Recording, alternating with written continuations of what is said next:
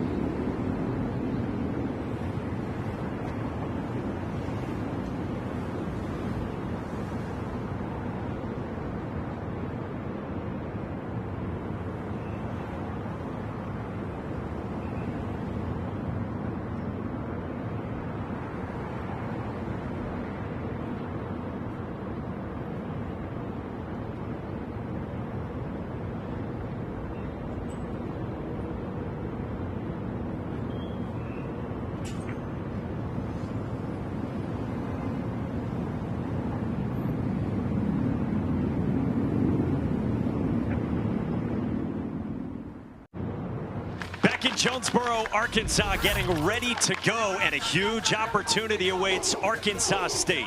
Their head coach, Butch Jones, is with Don Davenport. Yeah, thank you, Mike. All right, coach, a top 15 team in the country right here in your own backyard. What was your message to your players in that locker room? We have to keep playing. We have to make it a 4-quarter game, and they're extremely well coached. They make you earn everything that you get, and we have to play that type of football game in return. We have to make them earn everything they get as well. 4-yard gain for us is good, but we have to get the game to the 4th quarter. Biggest key offensively for you guys for an upset is what? Well, we can't have 3 and outs and negative yardage football plays. They force you to drive the ball. So with that, the running game is going to be key today. Appreciate you, Coach. Thank you. All right, Don, year 5 at the helm for Butch Jones, the former head coach at Central Michigan, then Cincinnati, and then Tennessee, going up against Matt Campbell's team, coming off a 16-13 win over their rival Iowa in the Cyhawk game in Ames. But Matt Campbell said to us, we didn't play great football. Yes, we played tough. Yes, we played physically. Yes, we were mentally tough. But it wasn't overall great football, and they want to do that today. Man, they just want to be more consistent, right? You think early part of the season. When you play week 0, Mike, that means you had a head start to everybody. They understand also what's ahead of them. They want to play well today, knowing next week they get a week of rest with an early bye week. It's the highest ranked team that has ever played in this stadium, which opened back in 1974.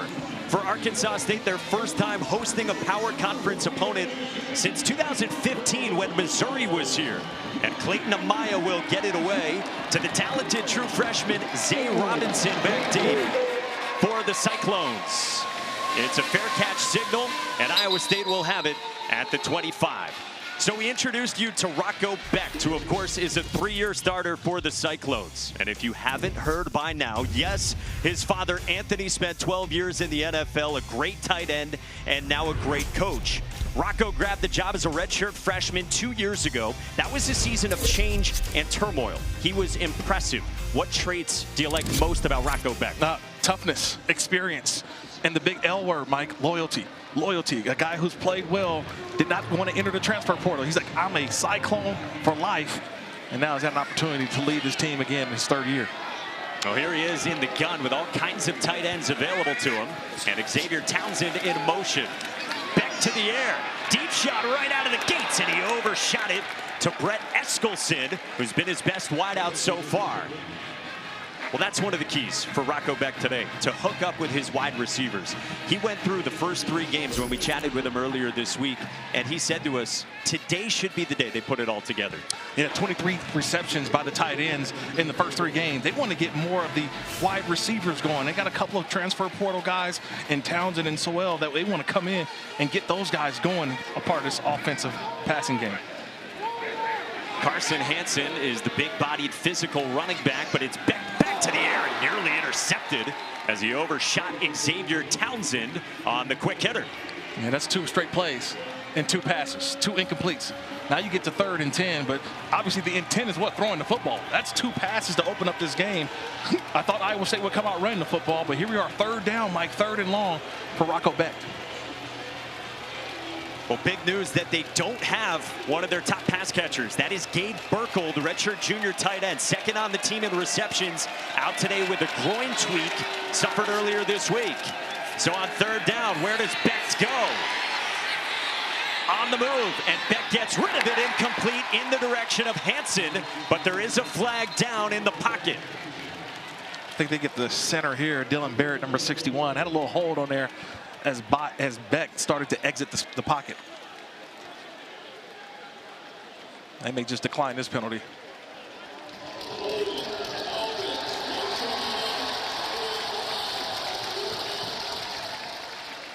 Cravon Barrett leads this Big 12 crew, and what a defensive stand right out of the gates from Arkansas State. Yeah, it's just Dylan Barrett. He's over at the left guard position. And all he did it was a late hold. He didn't need it, but look, you're waiting, and then Becht exits the pocket, and just a little hole right there, and the officials got it. So Butch Jones was just talking about get it to the 4th quarter. Well, a strong defensive stand is a good way to begin things. Tyler Perkins' punt takes an Iowa State hop, goes out of bounds at the 30. All right, so let's see what Arkansas State can do offensively. You heard Butch Jones talking about, can they stay patient? His quarterback is an athletic junior, Jalen Rayner from Winston-Salem, North Carolina. He too, like Rocco Becht, 3rd-year starter at the same school, couple years ago, Sun Belt Freshman of the Year. Yeah, and today is all about what, Mike? Patience. That's what they preached all week long. It's patience, patience, not trying to rush through the progressions. Devin Spencer is the running back, and will motion back into the backfield with Jalen Rayner.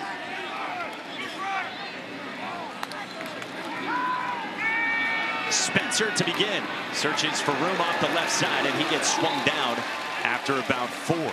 Yeah, patience is the big key, and in particular, because of the way Iowa State plays defense. Yeah, because Iowa State, they run a 4 a 4-2-5, 4-3-5, where they got 5 defensive backs in the backfield. It's a little bit different. Both these defenses, they show you some different looks. Arkansas State defensively and Iowa State defensively.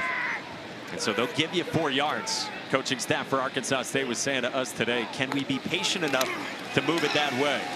Rayner can run, and he tries off the left side, and he gets swung down after about a yard or 2 with Caleb Bacon. 5th-year senior Will linebacker, team captain, back healthy this year and on the stop. Yeah, you're going to see 26 around the football all game long. He is always around the football, especially in the rushing game. He's always a guy that you're going to see as well in the passing game as a blitzer and also covering the running back. And so 3rd down arrives for this Arkansas State offense. 1-1 start to the season, a win over Southeast Missouri, an FCS foe, and then a loss in Little Rock against Arkansas. They need 4. Rayner to the air, and it's incomplete. Jamison Patton broke it up on Chauncey Cobb, and it's 4th down. They just have to throw that a little bit earlier. You had the play. I want you to just watch Cobb. He's going to come in motion. As he comes in motion, that ball has to be thrown before he makes that out. See, when he makes the break, the ball has to be there. If that ball's not there, it hangs in there just a little bit too long, and you see what happens. It gives enough time for Patton to knock it away. Nicely done by the junior boundary free safety in the 3-3-5. First year as a full-time starter, he broke it up. And now Xavier Townsend, the UCF transfer, is back deep ready to get it. We've got a flag down.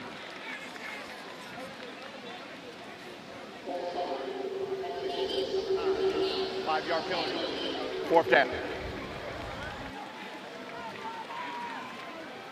So good defensive stop on the other side for Iowa State, and their defense has been pretty sturdy so far. When you look at the Kansas State and the Iowa tape, they have fared well in a couple of 3-point wins for the Cyclones.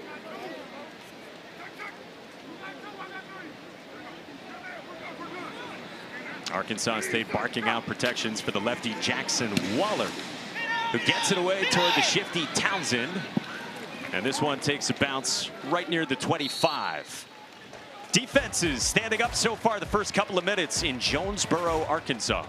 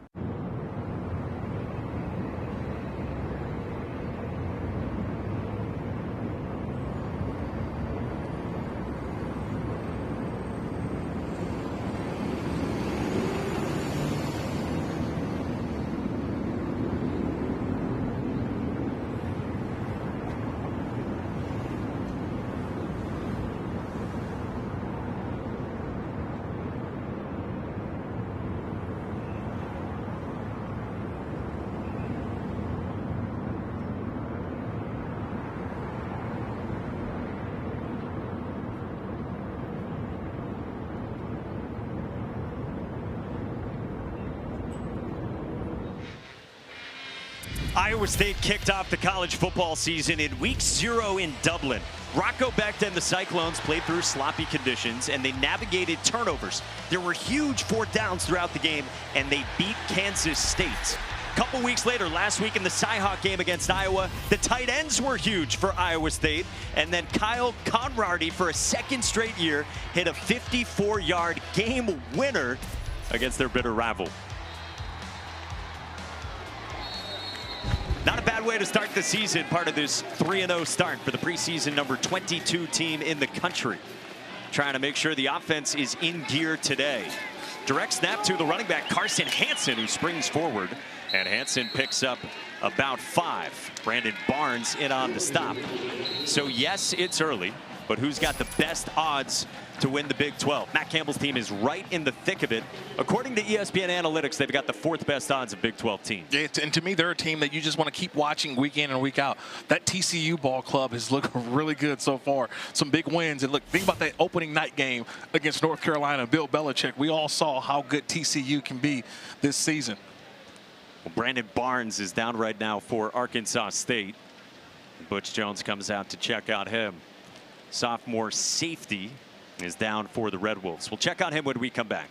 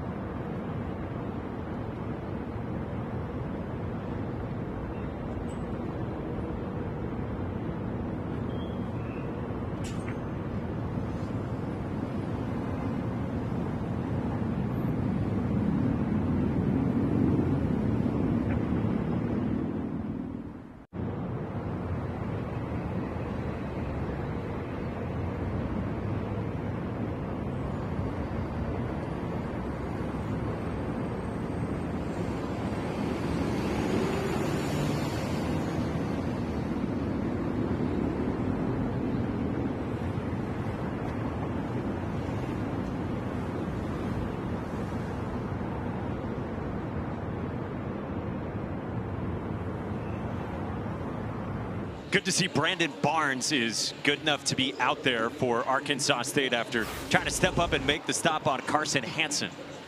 It's just coming up, and the one thing is you're always trying to get your head across. He does a good job. It's just right there on the shoulder. And when you come in with that shoulder, that high impact, it looks to be he was able to go off on his own power.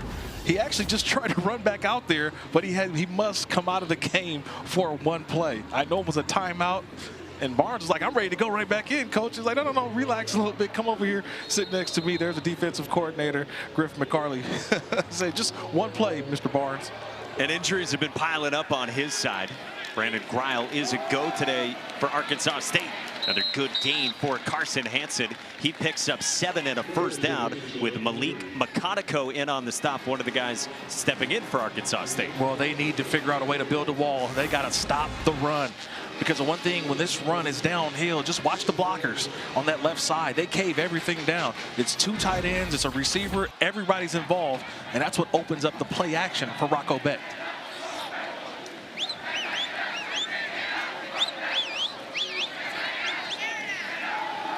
They love to roll Rocco Becht, and he throws on the run and zipped one complete to Chase Sowell.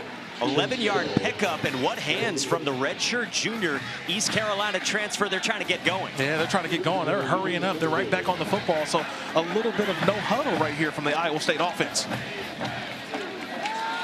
Becht on the up-tempo, goes down the seam, and he's got it complete to Cooper Alexander. The redshirt freshman tight end with his first career touch. Good for 14. Yeah, that's a nice job. Watch the play action, though. Again, I just told you, the play action does what? It keeps everybody in the box. It freezes the safety. Number 15, Brandon Grill, he leaves the tight end, Alexander, wide open. And that's what happened. Remember, going a little bit fast, forcing the communication from Arkansas State defensively. 2 running backs set now beside Rocco Becht, with Iowa State on the move.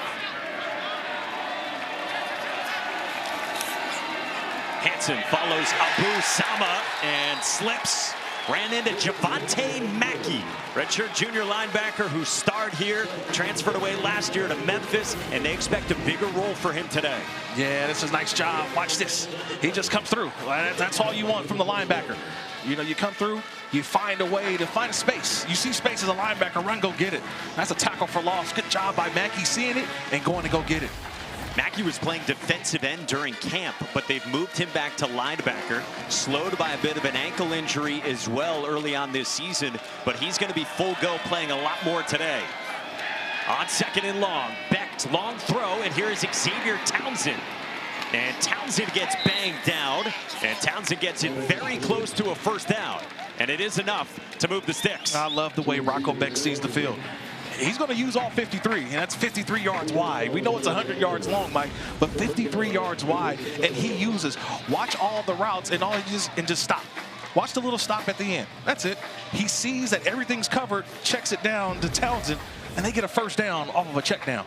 And Townsend, the type of guy you want the ball in space like that. Yeah, always. He is a playmaker ready to happen, the UCF transfer. Townsend in motion, and they'll use him out of the backfield as well. Becht escapes, lobs for Sama, who could not make the catch. Rocco Becht trying to create there, nearly hooked up with Sama. That's a nice job by Hendricks, just doing his job. He's number 10 in black for Arkansas State, just doing his job. And Rocco Becht, I don't think he gets enough credit for pocket mobility, right? You don't have to do much. We always think, oh, you got to run around, and all he does is just a slight move to the right, evades the tackler, and almost had a completion there. Shifty, can run. Taylor Mauser always tells him, we're a better team when the ball's in your hands. Young offensive coordinator who directs things for the Cyclones. Sama. On 2nd down, he picks up 4. Ethan Hassler in on the stop, the 5th-year senior, and 3rd down coming up. And where do your eyes go here, Kirk, for the Cyclones on a 3rd down? Yeah, I still think they're in 4-down territory, though, Mike, even though we're on 3rd down. So I wouldn't be surprised, maybe even taking a shot into the end zone, because you know you're going to go for it on 4th down, or another opportunity here to just get a couple yards. And you know what your field goal looks like. Your field goal kicker, you got one in the bag, too.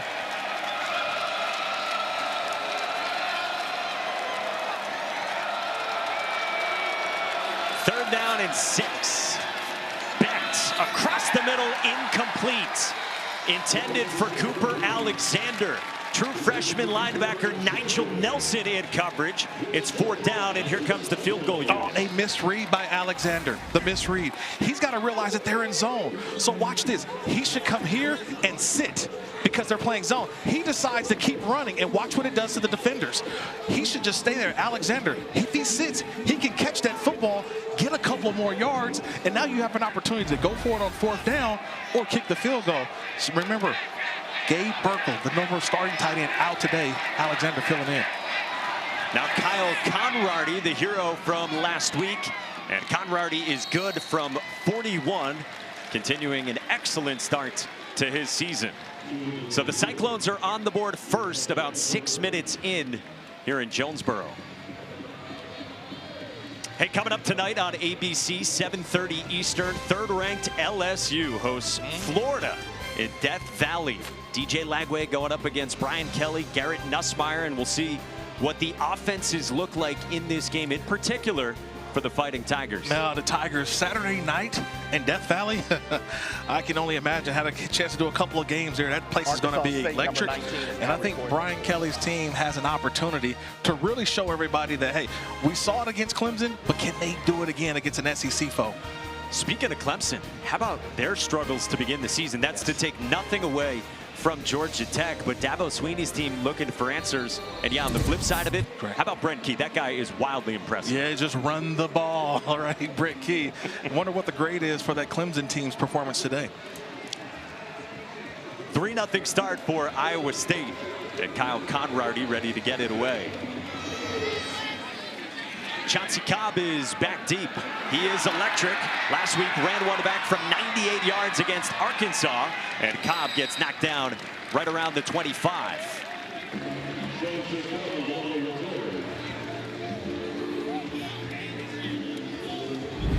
We'll take a look at the college football headlines presented by Twisted Tea.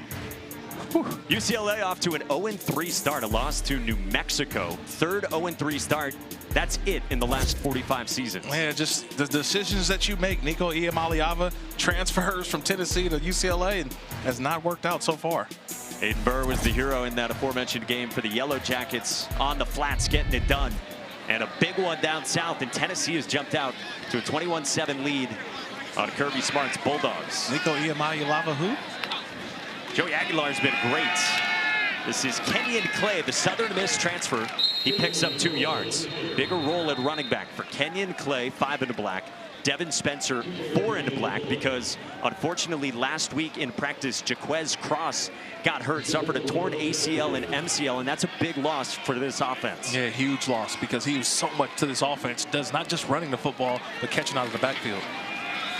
Clay again, and he gets chopped down right around the line of scrimmage.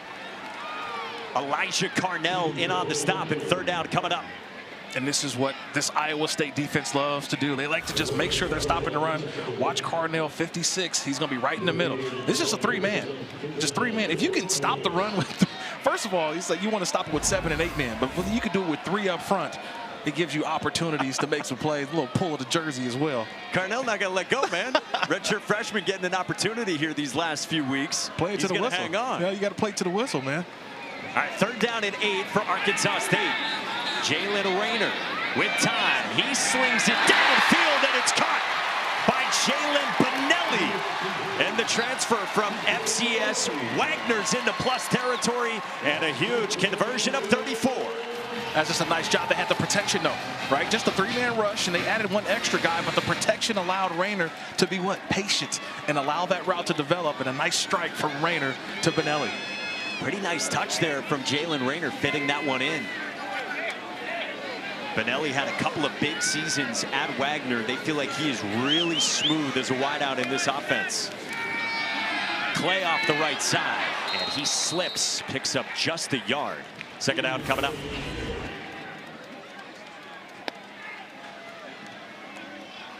It's just a nice job. Watch the outside receiver. He's just going to go all the way up and then come in on the inside breaking route. See, that just needs time for that route to develop. Gets all the way to the outside, then cuts right to the inside. That ball's thrown on time. That's a nice job by Rayner. He's going back to the air on second down. Taking a shot deep downfield, and it's incomplete, intended for his best wideout, Corey Rucker. Jontez Williams, star-studded corner, had the coverage, and it's third down. It looks like Jontez Williams, number 3, got a little bump at the end. Just a little bit of panic at the end. I can see Rucker saying, I got bumped a little bit. Could have been a questionable call there, but I would lean on Williams with a little bump that just knocked him off at the top of the route. Just watch number 3. It wasn't a ton, right? You okay with that amount? It wasn't a ton, but it was just enough to impede the progress of the receiver from making a catch. So it sets up another third down and long. It was third down and 8 when Rayner connected with Benelli. And now 3rd and 9. Rayner Deep ball again in the coverage and incomplete. Intended for Nana Burris. Trey Bell, the Lindenwood transfer in coverage, and it's 4th down. Wow, a little clinic work over here on the sideline by Trey Bell, utilizing the sideline as an extra defender, Mike. That's a nice job by him, staying to the inside and forcing the throw that didn't have no room for Rayner to complete that ball. All right, it's 4th and 9 here. Ball's at the 37. It would be 54. Career long is 52 for the field goal kicker, Clune Van Andel. So the punt unit comes out with Jackson Waller.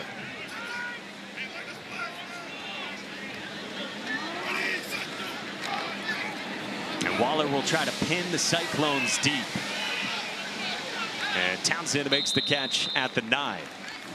Iowa State, the highest ranked team in the Big 12, is up by 3, playing the rare road game at a Sun Belt school here in Jonesboro, Arkansas, against Arkansas State.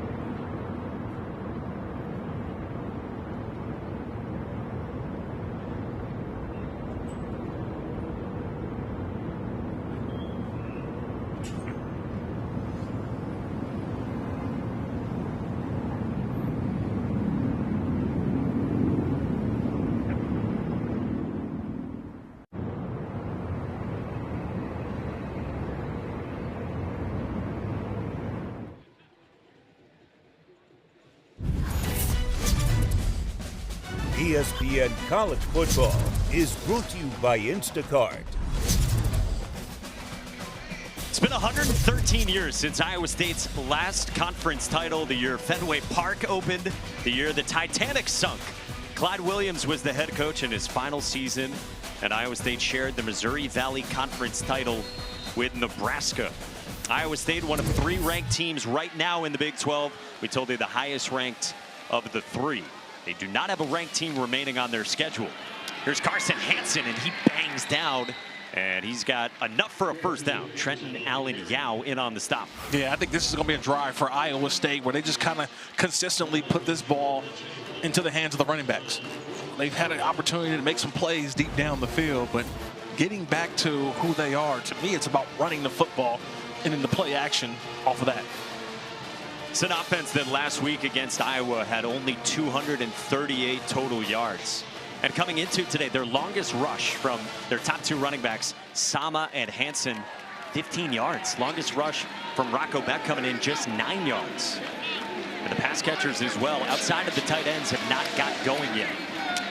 Here's one of the tight ends, Tyler Moore, who slips a tackle. And Moore barrels down the sideline and rumbles to midfield. Just his third catch of the season. 31-yard pickup for Tyler Moore. Oh, it's always fun when you've got an offensive coordinator who's also doubles as the tight ends coach. Right? He's going to get the ball to the tight end, and it's just now the fourth tight end on the depth chart in Tyler Moore. All he does is run to the outside, ball delivered, and he makes a play. And then Hansen goes spinning forward with a good pickup on first down. And there's so many tight ends in this offense. And you mentioned the offensive coordinator, Taylor Mauser, who loves these guys. It's an offense that uses 12 personnel just about 70% of the time, the most of any team in the country. One running back, two tight ends. The hard part for me is that if you just take the numbers off of them, they all look the same. It's like they are all 6'2", 6'4", 6'5", about 255 pounds. Hansen the give. With the lane and a stiff arm. Hansen with his foot on the gas. Sets up first and goal. Run out by Trenton Allen Yao. 38-yard pickup. Brandon Barnes took the brunt of that from Carson Hansen. Yeah, but when you're the safety, you got to come up and you got to be the last line of defense. You've got to make the play. See, that's what a safety is. You're the safety net of the defense, and if you miss the play, what happens? It gets all the way up the sideline. That's just a nice job by Carson, doing what Carson does, being the handyman of the defense.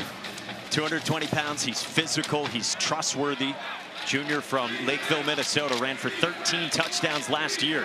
And now the red zone. Hansen rumbles straight ahead. So here's what you're talking about right off the top. What can Iowa State do in the red zone? You read my mind. They get into this red zone. Now it's all about getting extra blockers. So this is what they're going to try to do. Get extra blockers at the line of attack. Here comes a couple of extra tight ends. They want to push this ball in with that offensive line. How do they create the mismatch and an overload against the defense? Matt Campbell said to us this week, we've had some opportunities for touchdowns in the red zone and have not converted.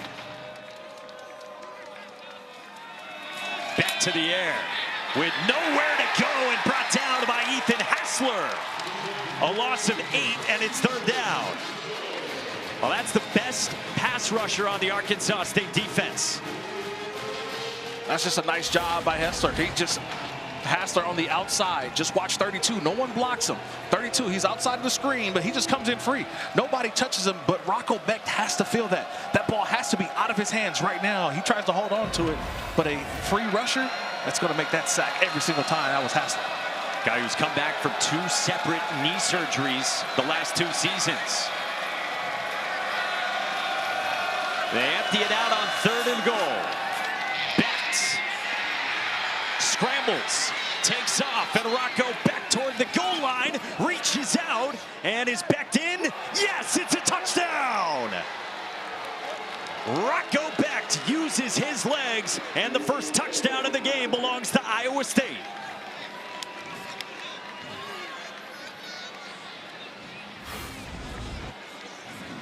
It's the calmness of Rocco Becht.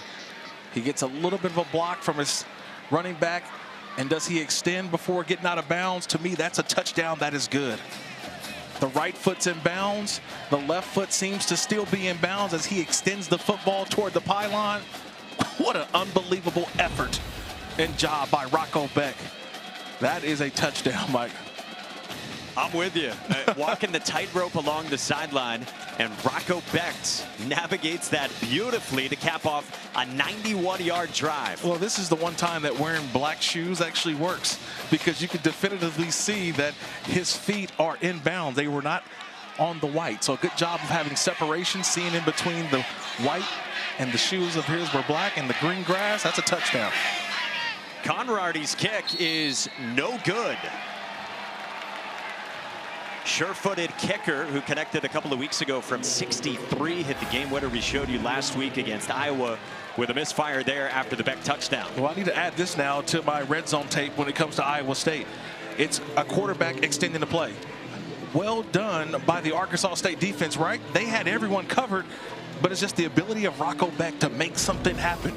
You can't account for that. That is something that he doesn't do enough of, but when he does it well. Again, I said it earlier, when he smells and sniffs that end zone, he is very rarely denied.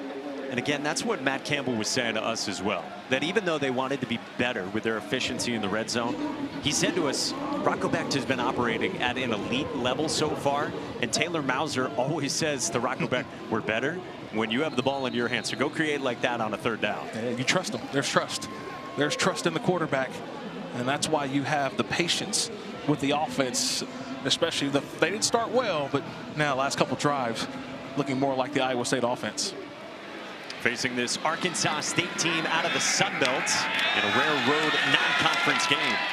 Chauncey Cobb springs out toward the 30. We do have a flag down on the field right around the 33. And then another flag comes in as well at the end of it.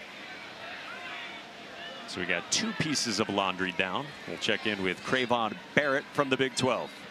During the return, holding, return team, number 38, 10-yard penalty, first down.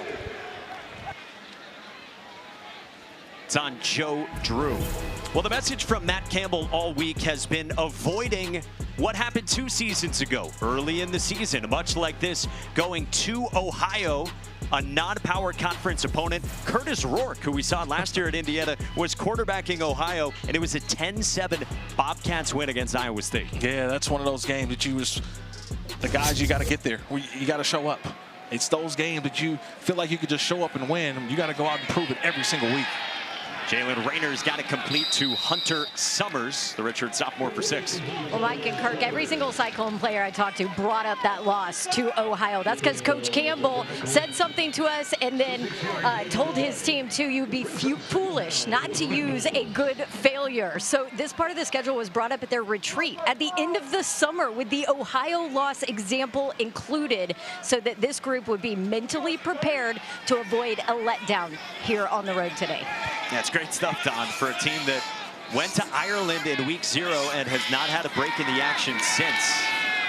Devin Spencer on 2nd down. He picks up 2, 3rd down and 2 coming up for the Red Wolves. You know, we haven't seen the legs of Rayner yet. And to me, this is that opportunity right here on 3rd and short. You got an opportunity to have some run pass options. Showing the ability that if it's not there, he can take off and get you a 1st down, but also being able to utilize his arm. So putting him on the run is something I'm looking for if I'm Iowa State defensively. Again, 3rd-year starting quarterback. He told us yesterday ACC, SEC schools wanted him to play other positions, defensive back or wide receiver. Very athletic. They need 2. It's a slant, and there's his top target, Corey Rucker, who gets the edge, and Rucker takes it past midfield. 25-yard pickup on 3rd down. It's just all about spacing. I love the spacing of the routes. Just watch what this route does. It takes this guy and this guy away, so that it gives this nice little throw from the quarterback. Nice job of spacing, and Rayner realizing where the window was. That one route took 2 players out, and it was able for Rucker to make the play. And how big is that to get Corey Rucker involved? 6th-year senior who leads all active FBS players in career receiving yards.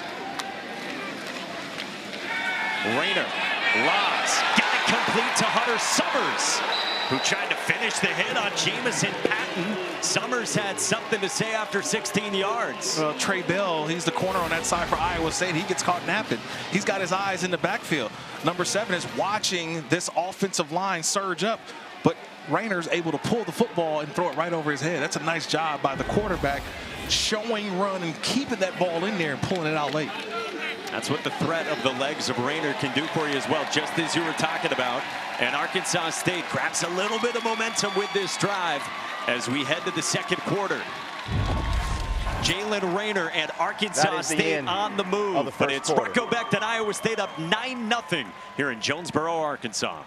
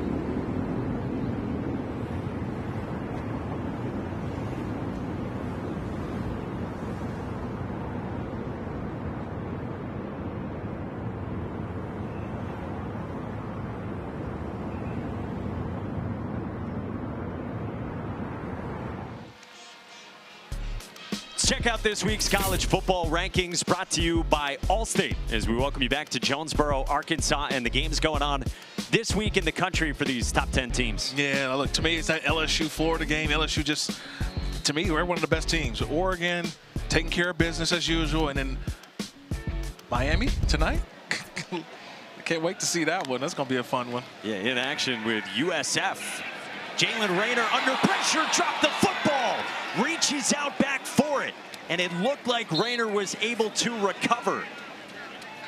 Boy, dangerous from Jalen Rayner. He did pounce on it, a loss of 3. Yeah, that was a nice job by Jace Gilbert. He's right there in the middle. He beat the inside, I think, of the guard, and we raced right to Rayner. Watch 55, he's in the middle on the center, and he just fights his way all the way up. And that's a nice job disengaging with the offensive lineman and forcing that fumble. Rayner able to crawl and get that ball recovered. Yeah, the redshirt freshman Jace J. Gilbert from Waukesha, Wisconsin, who rotates through on John Haycock's defensive line.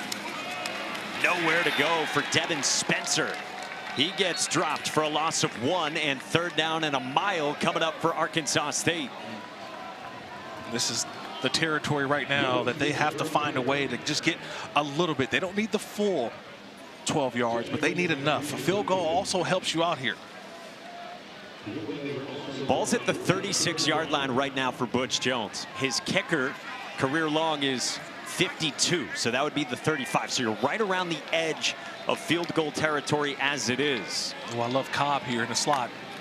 16 in black. Instead, they get it to the running back, Devin Spencer, with a good pickup. He carries toward about the 25-yard line. They get a big chunk of 9 back, and they can go to the field goal unit here if they want a more manageable distance. And then just like that, I said, right, if you don't get it all, just get enough. That was a positive play to at least give you an opportunity to kick a much better field goal, or you get the first down. But a tremendous play call right there by Coach Heckendorf. Screenplay, get positive yards, but you don't want to take points off the board. You want to keep this opportunity. Now you get the 44-yard attempt. Clune Van Andel, junior from Grand Rapids, Michigan, is the Sun Belt preseason special teams player of the year. Second year on the job, was very reliable last year, has hardly been used this year, and from 44, Clune Van Andel is good. Right down the middle, and Arkansas State is on the board. 1-score game at Arkansas.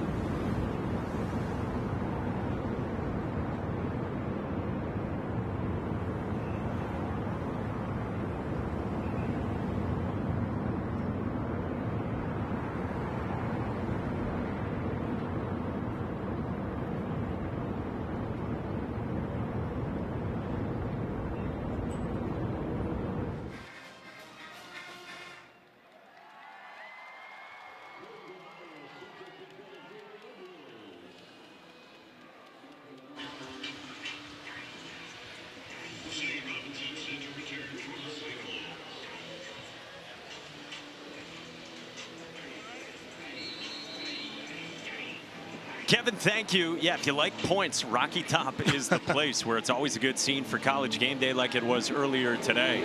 And here in Jonesboro, Arkansas, it is absolutely scorching and even hotter down on the field, Don Davenport. Mike, I don't know if you can see our thermometer. It is on the turf. It's currently reading 112 degrees. I talked to Iowa State's nutrition team. They told me the goal is for players to lose less than 2% of their body weight during a game. So what does that mean? Their heavy sweaters are going to lose 10 to 13 pounds. Today alone, that's 5,000 milligrams of salt. So the key, keep the core body temperature down. They do that with these fans, the air-conditioned fans, wet, frozen towels on their necks. They have air-conditioned benches, which I utilize pregame, which are awesome. And then also this kind of stuff, just in their water bottles, making sure they get the salt back in it. I'm about to hit this pickle juice, guys. Wow, 112. It's a yard for Carson Hansen. Meantime, yes, life on the other side in the Sun Belt, you don't have the air-conditioned benches if you're Arkansas State. Yeah, you don't. And so this is one of those situations where you have to continuously hydrate. As a player, if you're trying to hydrate today, you've already lost. The hydration started earlier this week, Monday, Tuesday, and Wednesday, and this is an ongoing battle throughout this football game. We'll see when we get to the second half who can maintain. Good way to diet as well after our steaks last night. Lose 2% of our body fat. Beck to the air. Nice catch on the adjustment. And Tyler Moore keeps on rumbling past the 50. Banging off bodies. And Tyler Moore picks up 27. Well, this is what happens when you just try to throw a shoulder. Brandon Grill, he's going to be on the right side of the screen. Watch when this play. The tight end's going to go out. So watch when the tight end goes out. And Brandon Grill, 15, comes up. He's got to make the play. He comes in, Mike, and he with the shoulder. And as a defensive coordinator, I'm a former defensive player, Mike. You know what happens? I get upset because you got to wrap up. You wrap up and you've got an opportunity to get the guy down. You go with a shoulder, he bounces right off. Yeah, Greil, who had been banged up each of the first 2 games with some tackles he'd been trying to make. He was a game-time decision today already with the shoulder injury. Yeah, and so you got a shoulder injury, you throw a shoulder? How about wrap up next time? Big play from Tyler Moore, who is stepping up again with no Gabe Burkle, one of the top pass catchers for Iowa State. Abu Sama with a cut, and Abu Sama with a good pickup. He gets 10, and it's a first down for Iowa State. I know you're a big baseball guy, right? Abu Sama, he's the home run hitter. Yeah. You better make sure everybody's in their gap, Mike. Because if you don't, Abu Sama, he can take it the distance or hit it over the fence. You got your singles from Carson Hansen. Meantime, Javante Mackey, the redshirt junior linebacker who is stepping back into a bigger role today on the Arkansas State defense, is down. We'll check on Mackey when we come back.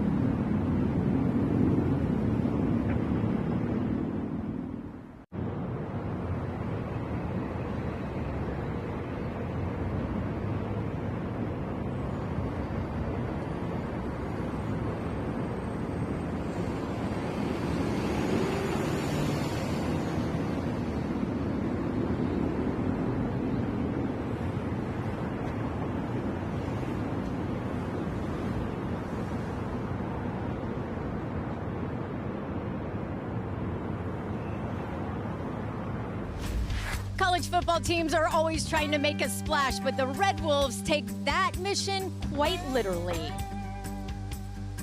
Go. Welcome to the waterfalls of Northeast Arkansas. We're really excited about this.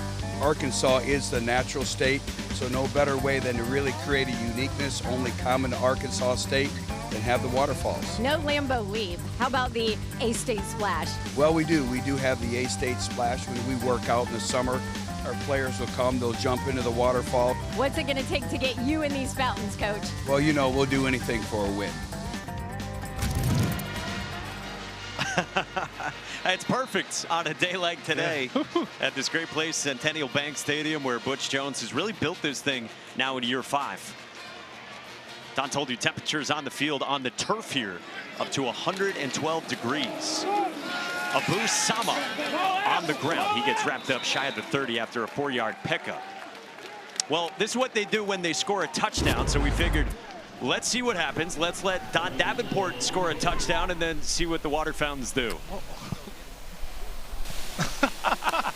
Did you see that route? In a dress, boys. Look at that route. What? You need to be out there. Look at that route. That's a nice comeback. Saw the football all the way in. That's how you do it, Don. Crispy. By the way, Javante Mackey did jog off under his own power for Arkansas State. Rocco Becht, the Cyclones on the move. Direct snap, Abu Sama. And he gets wrapped up after about 3. Ran into the arms of Aaron Alexander, the Michigan State transfer linebacker. And it's 3rd down and short coming up. And here comes the big boy package. They're bringing in extra tight ends now. And you just start counting them. It's 1, 2, 3, 4. This is definitely leaning towards a run play. But wouldn't be surprised if they pull this one, try to get one deep down the field, especially when you're in the huddle this long. And then remember, they love their pop passes as well, though that is already on tape. There goes Becht, motioning out.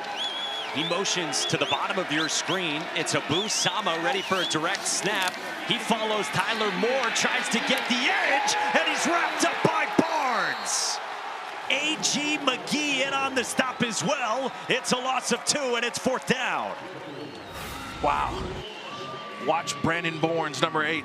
Outstanding job. He's going to come from that deep safety.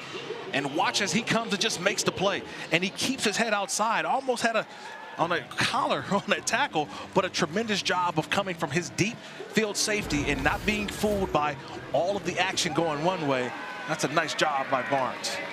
4th down and 5. You have a really good field goal kicker. You okay with kicking here, taking the points? Yeah, I'm okay with that, especially you talk about the field goal kicking. Has been great for Iowa State. Kick the field goal. Redshirt sophomore Kyle Conradi from Dubuque, Iowa, does not get it to go. Might have been deflected, and Arkansas State's got the momentum.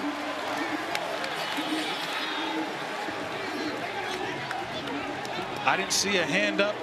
To me, the operation looked like it was perfect. It was just a shank. A bad kick from Conradi. No tip. That's just a miss.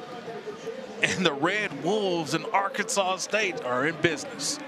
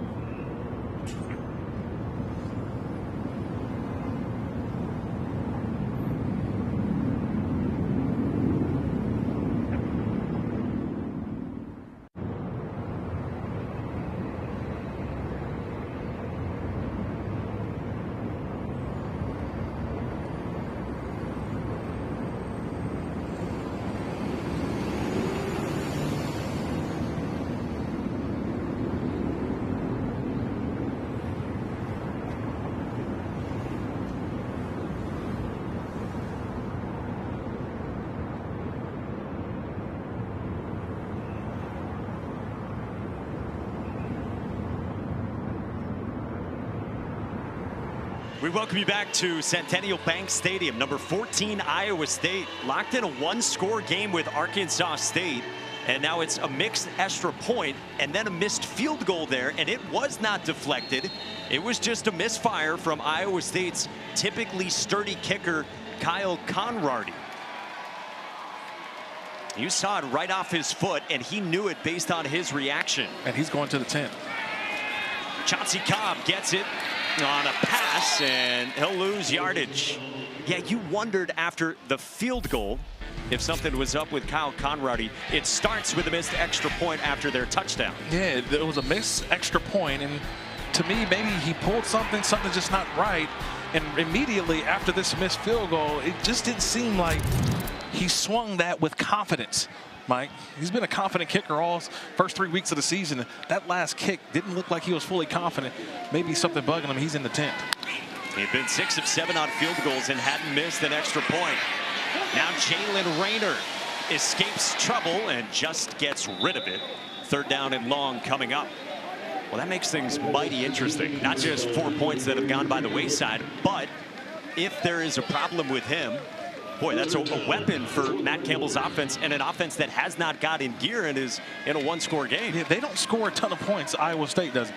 They like to play these games in the in low 20s, high 20s, right around in there. They're not 30 points a game. So, to me, where will the extra points come from if they're not scoring touchdowns? They're trying to lean on their defense right here. 3rd down and 15 for Jalen Rayner at Arkansas State. Shallow cross. This is Jalen Pinelli, and he cannot turn the corner on Trey Bell. Just 7 yards, and it's 4th down coming up, and Arkansas State's got a punt. Yeah, tremendous tackle there by Trey Bell. He doesn't make that tackle, that's probably a 1st down. So tremendous job there by Trey Bell, making a tackle in the open field. That was a conversation all week long that Iowa State had defensively. We have to tackle in space, and that's one of those plays right there.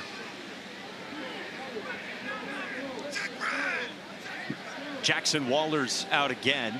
Redshirt freshman from Katy, Texas, and the transfer from SMU. Xavier Townsend back deep, nearly blocked. Big collision, couple of flags come down, and it takes a hop out of bounds near the 20. Drew Surgis had the contact on Jackson Waller.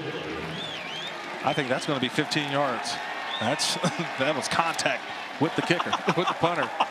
Personal foul, roughing the kicker, defense, 15-yard penalty, automatic, 1st down. Jackson Waller was like one of those cutout figures at a crime scene at the end of this before he got up and celebrated. My man was milking it.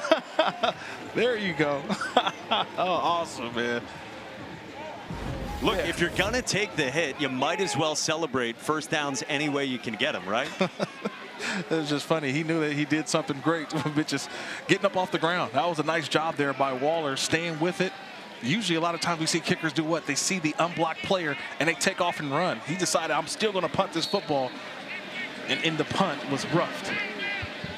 So, fresh life for Arkansas State's offense, and really good field position as well, with the ball at the 46-yard line.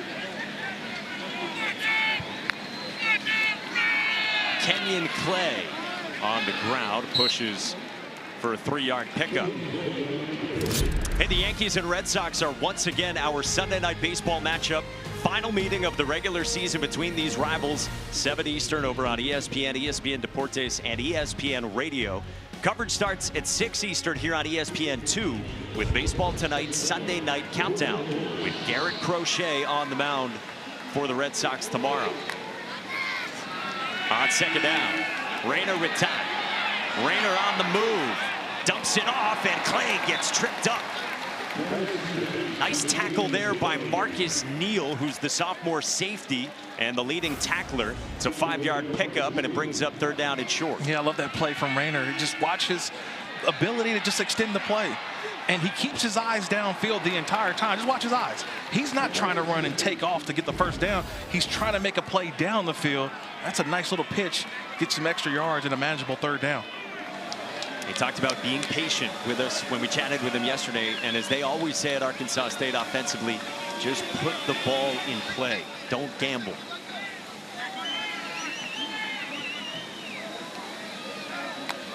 They need 2. Rayner takes off, and Rayner reaches out very close to a first down, and he's got enough.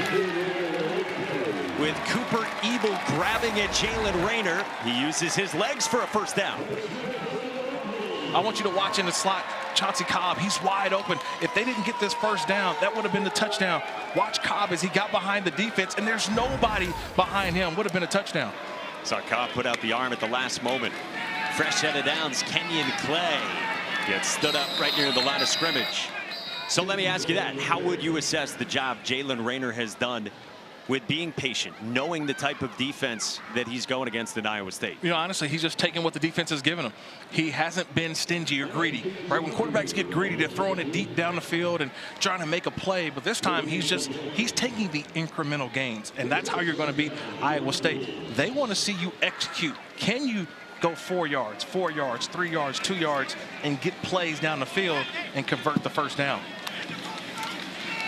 They run the option. Rayner, late pitch off to Devin Spencer, who slipped the tackle and picks up positive yardage. Yeah, we really enjoyed talking with Jalen Rayner yesterday. Again, ACC, SEC schools, they wanted him to switch to either defensive back or wide receiver. The service academies had offered him as well. But his high school coach had a good relationship here with offensive coordinator Keith Heckendorf. Arrives early, begins his freshman year as the number 3. But by game 3, he's the starting quarterback and has been ever since. Yeah, what did he say? His first game as a starter, he goes in, he goes for 5 touchdowns. He's like, yes, I can do this. I can be a quarterback. Huge 3rd down and 7 for Arkansas State. Both running backs beside Rayner. And now we get a pre-snap whistle and a timeout taken by Iowa State. Timeout. Iowa State. Their first of the half. First one used by Matt Campbell, who didn't like something ahead of 3rd down and 7. Hey, coming up tonight on ABC, 7:30 Eastern time. Big one in Death Valley. DJ Lagway and Florida trying to bounce back after losing in walk-off fashion to Nico Gramatica and USF, one of the stories of the season so far. All they got to do now is go up against the number 3 team in the country in LSU. I love that. Who's the best team in the state of Florida right now? Is it Florida State? Got a lot of good ones. Is it Miami? Or is it USF, right? We'll find out tonight. But, man, under the lights over there in Death Valley. And Lagway, he's been great, but he's going to need some more production. Has to be huge against Blake Baker's defense of LSU. They're going to throw the house at him tonight. People already love this guy for the draft 2 drafts from now. Right. But again, he's still young, so big stage awaits tonight. And a big play right here. 3rd down and 7. What do you like here for Jalen Rayner in Arkansas State? Well, we haven't seen Chauncey Cobb enough. He's their guy. He's the one that, number 16, he's in the slot. But to me, he's the one guy that can turn a short play into a big play. Yeah, 16 in black. He's had a breakout 3rd year here in Jonesboro. Same setup. Rayner was looking that way, and now he tucks it, runs. Rayner plunges forward, and does he have enough? Sure does. Very close to a first down. Zach Lovett in on the stop. And for now, the signal is 4th down. Just shy of the first down marker. I thought he had it. If I'm Butch Jones, I would try to get another look at it. I thought he got just enough, and I think the officials are now stopping it because I thought he had the line to gain. Back up, guys. Hear the microphone from Cravon Barrett, the referee helming this Big 12 crew. Got to look at it there on the replay. The line to gain was the 34. Yellow line, of course, unofficial, and the initial spot does appear to be a couple of inches short. Yeah, the initial spot, but I thought that the ball was right on top of it. So it'll be interesting. I thought he got just enough for the first down.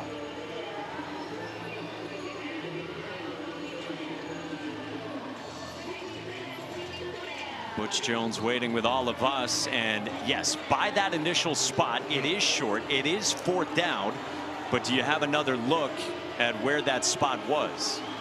Yeah, I think it won't be too definitive. I just saw the end of the play. Where is that ball when you first put him down? I think he's right on the line, but nothing definitive that says it's enough for a first down, though. So they measured, and it was short. And now 4th down, and the offense stays out there for Butch Jones. I'd keep this in my quarterback's hands. let Rayner, I would even go under center if possible. He stays in the gun. Clay lunging forward. Kenyon Clay, does he have enough? It is very close again. Both sides politicking here, and where's the spot? Boy, it is right near that 34. The nose of the football maybe has enough.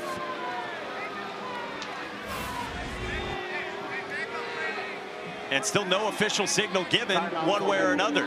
Yeah, nice job there at 26. Caleb Bacon, he's trying to pull back. I saw the initial surge, and I thought that they may get it off the initial surge. But just a tremendous job by Iowa State. I mean, that line of scrimmage, there was just a stalemate.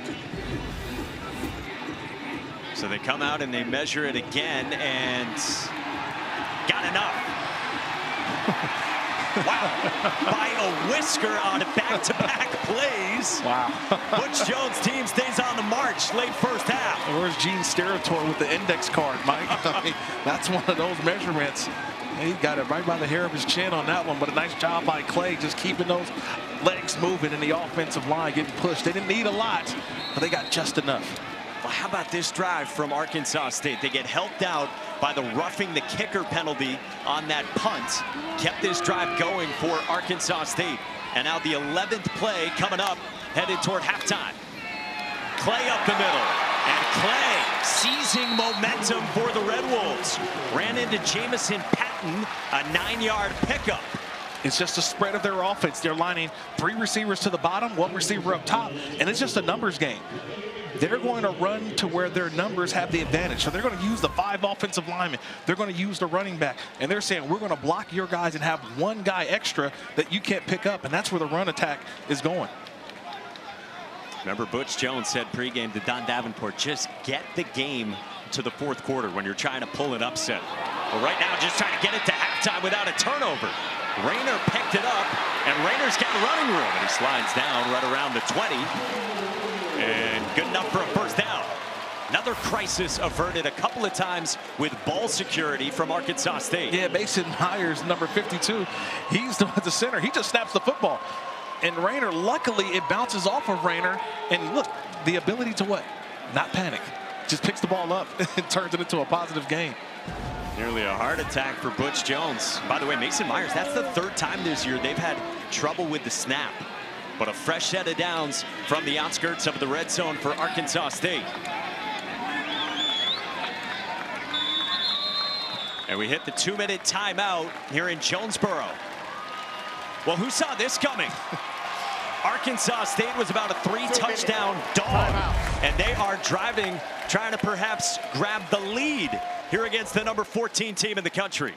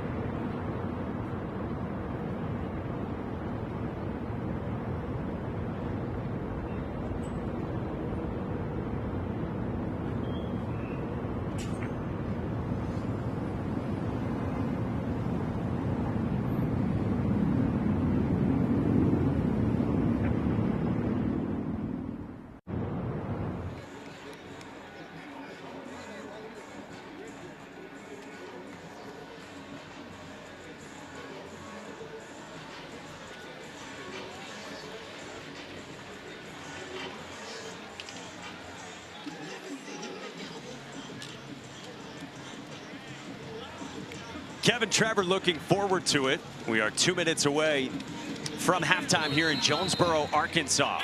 And what a story this is for Arkansas State. Got blown out 56-14 against Arkansas in Little Rock last weekend. But Jalen Rayner and the Red Wolves on the move, just outside the red zone. Rayner with a keep, and Rayner submarined inside the 20.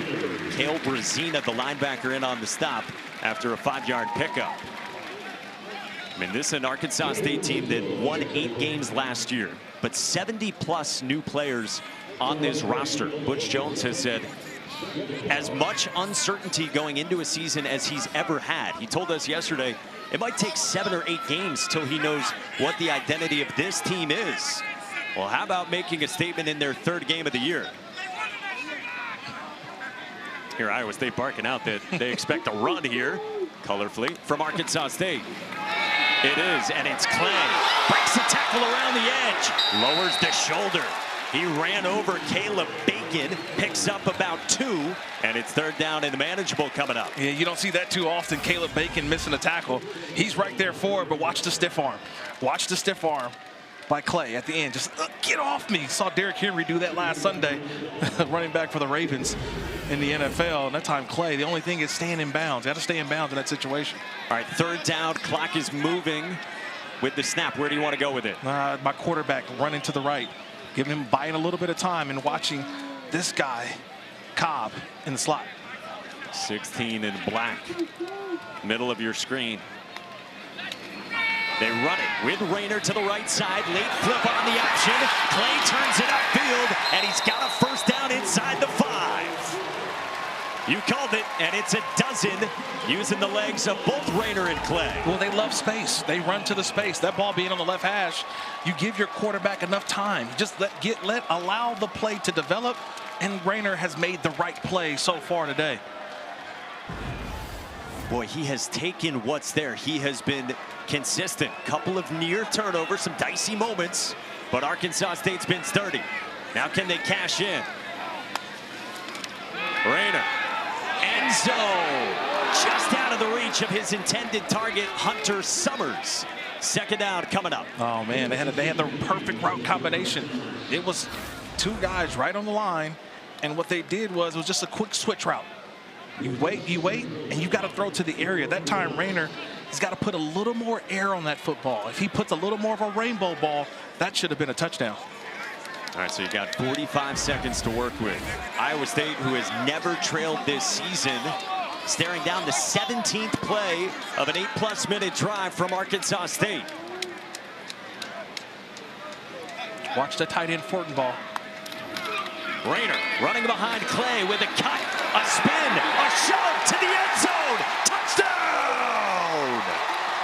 Jalen Rayner rumbles, and Arkansas State can take the lead.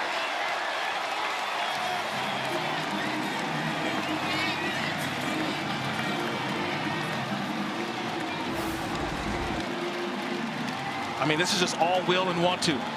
All will. He knows where that 1st down, he knows where the touchdown is, he knows where the goal line is. You had some outstanding blocks up front, but a couple of guys had free shots on Rayner, but he goes through that 6', 200-pound quarterback, knowing where the end zone is. That's a nice job by Rayner, keeping those legs moving. 17 plays, 70 yards, 8 minutes and 13 seconds, you see. And of course, one huge costly penalty on Drew Surgis, a backup safety, former walk-on for Iowa State. And now Arkansas State has the lead in the final minute of the 1st half. And if you're just joining us, maybe you're flipping over at halftime from other games, this penalty kept Arkansas State on the move. Yeah, it was the penalty that kept the drive going. And then an outstanding job by Jalen Rayner, just keeping the drive, making some critical throws and plays, and it gets down inside the 5-yard line. And I always say it, Mike, it's players, not plays. Hand the ball, give the ball, and if you're the quarterback, get the snap and make a play, and that's what Rayner did for the touchdown. What a job by Butch Jones's team. Look, on today, the former Tennessee head coach, who, by the way, is the last Tennessee head coach to beat Georgia. He's here in Jonesboro, Arkansas in year 5 with a team that he is still figuring out. He had to get the roster in order coming out of COVID his first couple of years. But you see what he's done the last 2 seasons. And then with almost an entirely new team here this year, they are leading the number 14 team in the country. Yeah, the formula is what they talked about all week long. They want to get this into the second half. More importantly, the fourth quarter. And they get the ball to start the second half. So you've got to be really excited if you're a Red Wolves fan. Intentionally short kick from Clayton Amaya, and Iowa State will have it at the 25-yard line. That was the longest touchdown drive in terms of plays for an Arkansas State team since 2021. And what a march that was for the Red Wolves, who, by the way, you see they're getting the football to begin the second half as well. And so how aggressive do you want to get? 39 seconds, experienced quarterback, couple of timeouts for Rocco Becht and Iowa State. It's all about your drive starter. Yes, I trust my third-year quarterback that we can try to go out and get points. But remember, we have a situation with the field goal kicking. So how aggressive do you want to be when Conradi, your field goal kicker, missed on his last opportunity and came out of the tent, the medical tent, hasn't looked too well. Don saw him stretching his hip on his right leg. And now before the snap here, we have the play clock winding down on the Cyclones.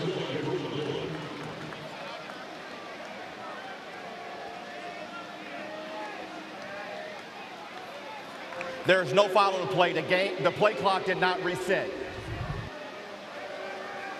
So they're going to reset the clock. There is no delay of game on the Cyclones here.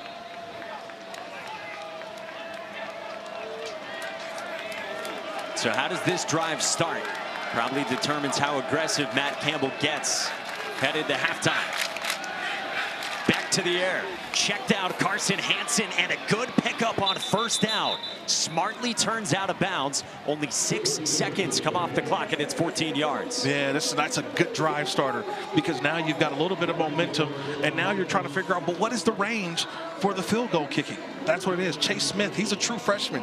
He's over there warming up. Chase Smith, he's a true freshman out of Iowa. What's his range? I don't think he has not attempted a field goal this season. Yeah, he's not even listed on the depth chart. Becht going back to the air. Under some pressure. Navigating, and he ducks down. It's a loss of a yard, and immediately Matt Campbell races in to call his second timeout with 25 seconds remaining.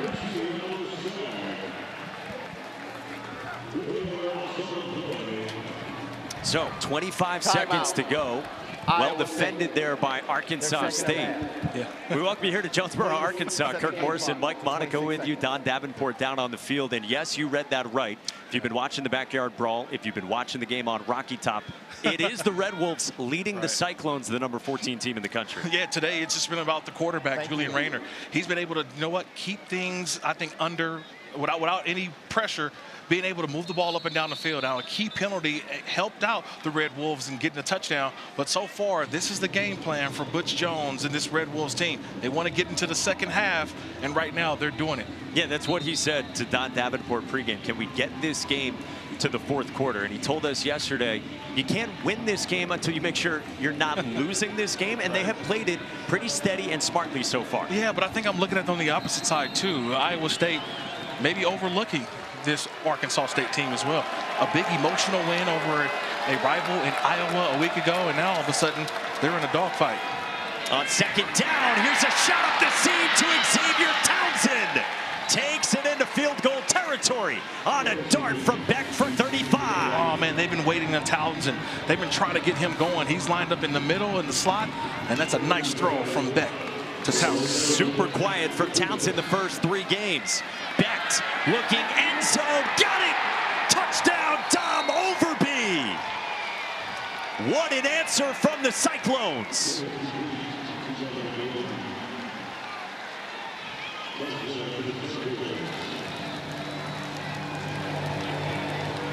That's the best throw of the day. In silence over this crowd. You've got everything that you want, and Overby just runs right by him. That's it. That ball's thrown perfectly. Overby actually had to slow up just a little bit, but the ball right into his arm. That's an outstanding play. And this is I don't see the field goal kicking team coming out. I don't see it. The extra point looks like this is probably going to go for 2. Yeah, try to make it 7. You got the question mark with Kyle Conrady as it is. I mean, Dom Overby just blew by Avante Dickerson. Butch Jones going to take a timeout here. These 2 points very important. I mean, Overby just dusted Avante Dickerson. Well, I think Dickerson, remember, they went hurry up. And so sometimes you have to have the communication. Big play by Townsend right before on the catch. But this is the matchup up top. And for me, I don't know how you let a guy just run right by you. I mean, you expect a little bit more from the 5th-year senior in Dickerson, who's lined up on the outside. Just remember, you have to stay deeper than the deepest. A throw underneath actually helps you because it makes them run the clock or burn their last timeout. You're not supposed to get beat deep. That's probably what Butch Jones is telling those guys. We can't allow the deep throw to connect. All right, now very important 2-point play here. You got Carson Hansen, the running back. Bevy of tight ends again for the Cyclones. They will shift Cooper Alexander, Ben Bramer and company to the left side of the formation. Becht, Hansen out of the backfield for 2 more. And it makes it a 7-point Iowa State lead. Boy, what an answer from the Cyclones. 28 seconds, they march 75 yards with the Overby touchdown. Well, I just love this play. You get tight end, tight end, tight end, come on, and then just run the back right here. And that's how it goes. You get all the action going toward the field, and then the back sneaks in right behind it, and there's nobody there to pick him up. Pretty well designed there by Taylor Mauser, the offensive coordinator, and a big answer. I mean, just a kick in the rear, perhaps, to get the Iowa State offense going. Beck gets taken down. It's 2nd down, but a quick strike to Townsend, and then Overby on the deep ball. Yeah, I want to go back to that previous series, though. You remember going out of bounds, I believe it was Clay. Remember on that 2nd down, he ran and went out of bounds to stop the clock. You wanted to try to bleed this clock as much as possible. They scored a touchdown, Arkansas State did, but this could have been much less time on the clock for that Iowa State drive. And so now with 11 seconds to go, Arkansas State picks it up with Reed Linder, and he gets blasted right around the 35. Absolutely leveled by Miles Mendezu. Hey, the WNBA playoffs tip off Sunday, and we'll have all 4 first-round games. Valkyries Lynx begin at 1 Eastern on ESPN. Fever Dream at 3 o'clock on ABC. Liberty Mercury coverage starts at 5 Eastern over on ESPN, and then Storm Aces at 10 Eastern on ESPN as well, and all 4 games also available on the all-new ESPN app. So the ball's at the 35, 7 seconds until halftime for Jalen Rayner at Arkansas State. Devin Spencer with a cut, and Spencer takes it out past the 45. It's enough for a 1st down. And Arkansas State content to take that to halftime. They'll get the football to begin the 2nd half. They momentarily had the lead on number 14 Iowa State, but Rocco Beck pilots the Cyclones down the field. Don.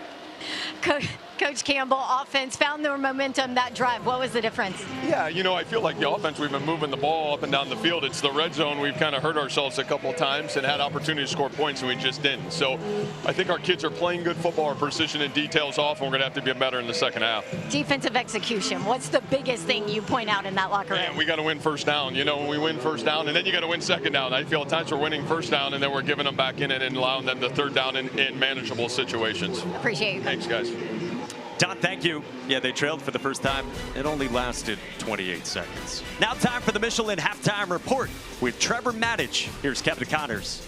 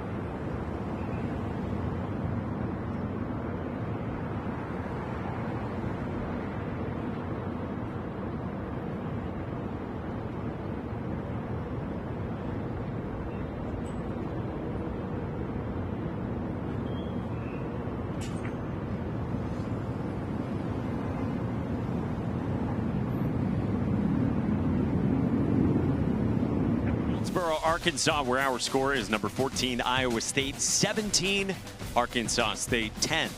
We'll be back with more action after these messages.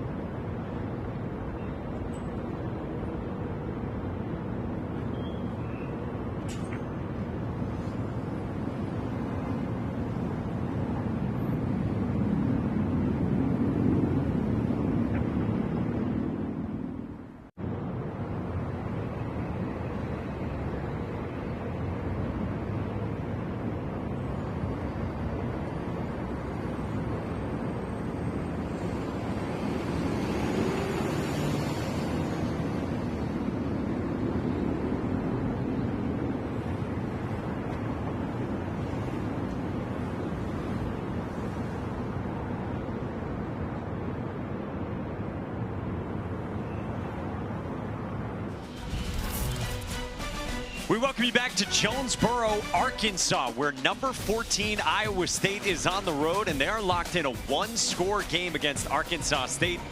As we get ready for the second half, Kirk Morrison, Mike Monaco back with you. Don Davenport is down on the field. What is missing right now for Iowa State? To me, it's the red zone. The red zone offense in particular, something that we talked about before the game started. How would Iowa State offensively convert in the red zone and also just sustain drives?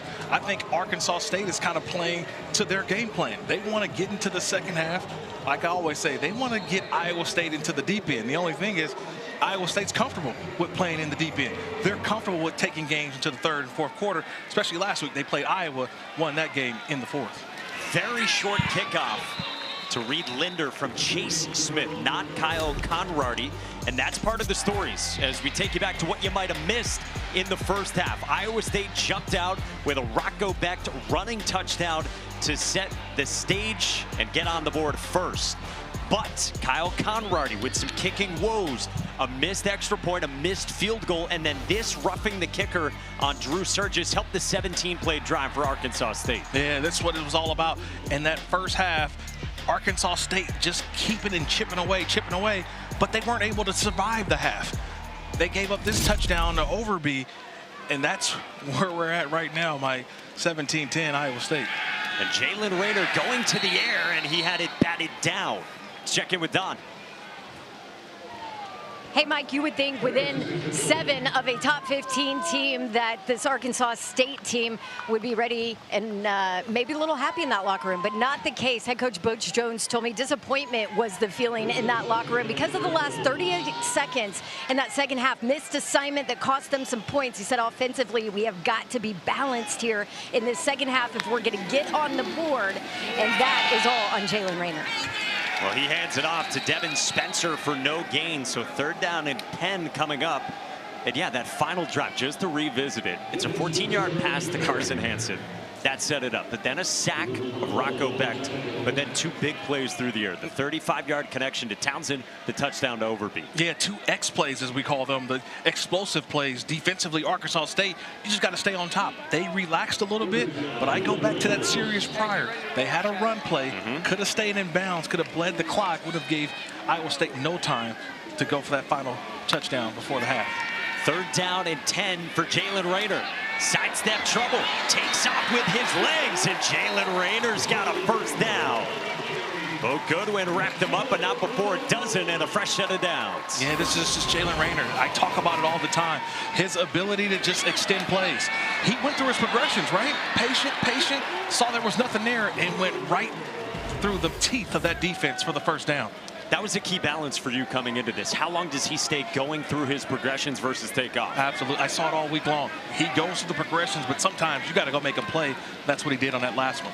Yeah, he tucked it and took off there. Empty on 1st down against a 3-man rush. Plenty of time for Jalen Rayner. Good coverage, and he fires, and it's incomplete.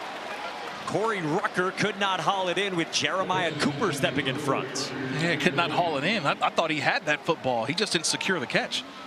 Rucker's got to have a strong hands on that one. I think that's what he's pointing back to his quarterback, saying, I got you, because he put that one on him. Rucker's got to 2-hand grab that one and tuck it in. Yeah, again, this is a 6th-year senior, Corey Rucker, preseason 1st-team Sun Belt, who leads all active FBS players in career receiving yards, but he's been quiet to start this season. High snap, it's a screen. This is the jitterbug Chauncey Cobb with nowhere to go. There is a flag down. Jamison Patton was engaged with Corey Rucker. We got to check this marker. Could be a holding call against Rucker here. Because Rucker just got ran over. I want to show you this play. This is what I call refusing to be blocked. I think they get Rucker on the hold at the point of attack. Holding, offense, number 7. Our penalty, 2nd down. I want you to watch Jamison Patton. He's number 2. He realizes what's going to happen. He knows it's a screenplay. So what does he do? He defeats the blocker. See how he pushes Rucker all the way back? All Rucker can do is hold on for dear life. But it's Patton who makes that play. Man, that's unbelievable awareness. Is that holding for an advantage or just holding to save your life there? Yeah. If you're Corey Ruck? Holding on for dear life. Yeah. Second down and long for Arkansas State. Quick hitter, good catch on a bit of a high ball to Chauncey Cobb.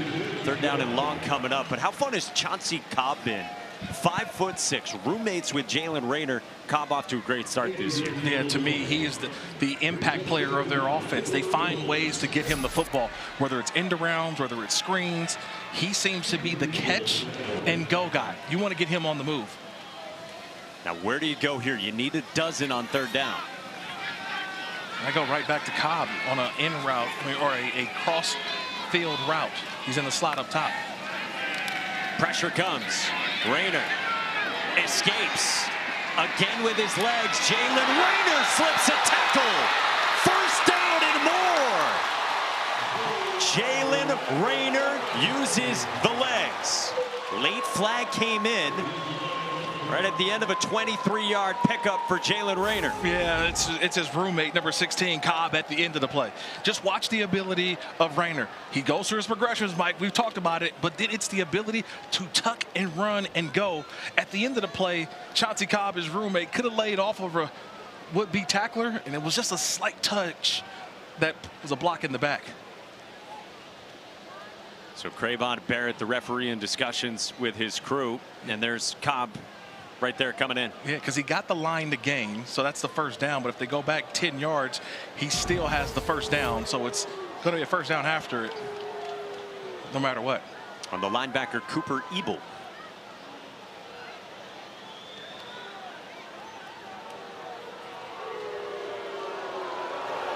Holding. Offense. Number 16. 10-yard penalty from the spot of the foul. Third down. Well, I thought they still have enough for the first down. So if they go 10 back 10 yards, it still puts the ball past the marker for the first down. So you saw Rayner at the end of it. Chauncey Cobb is confused over there on the sideline. So if they call holding from where holding was,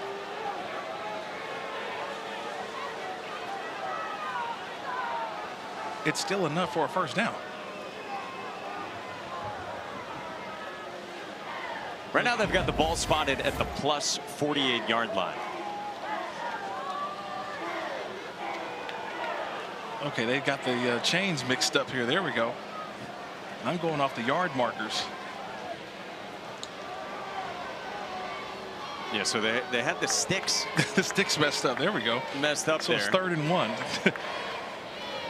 Because I'm saying that stick on the far side was enough for a first down, but because of the penalty, it puts them in 3rd and 1. Yeah, so look, Iowa State's looking for an explanation as well on the sideline. But it is 3rd down and 1 for Jalen Rayner. He had picked up 23 there before the penalty, and then the holding backed him up 10. Rayner keeps, got around the edge, and Rayner with physicality to finish a first down pickup on Tayshaun James with his legs.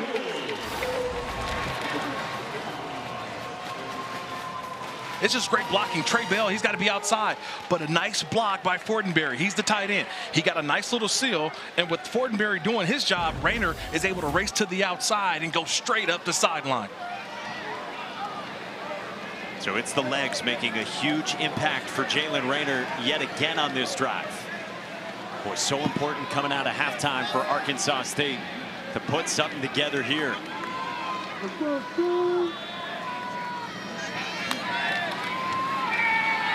Devin Spencer, he runs physically as well. Zach Lovett, the 5th-year senior backup linebacker, on the stop after 7, and 2nd down and very manageable coming up.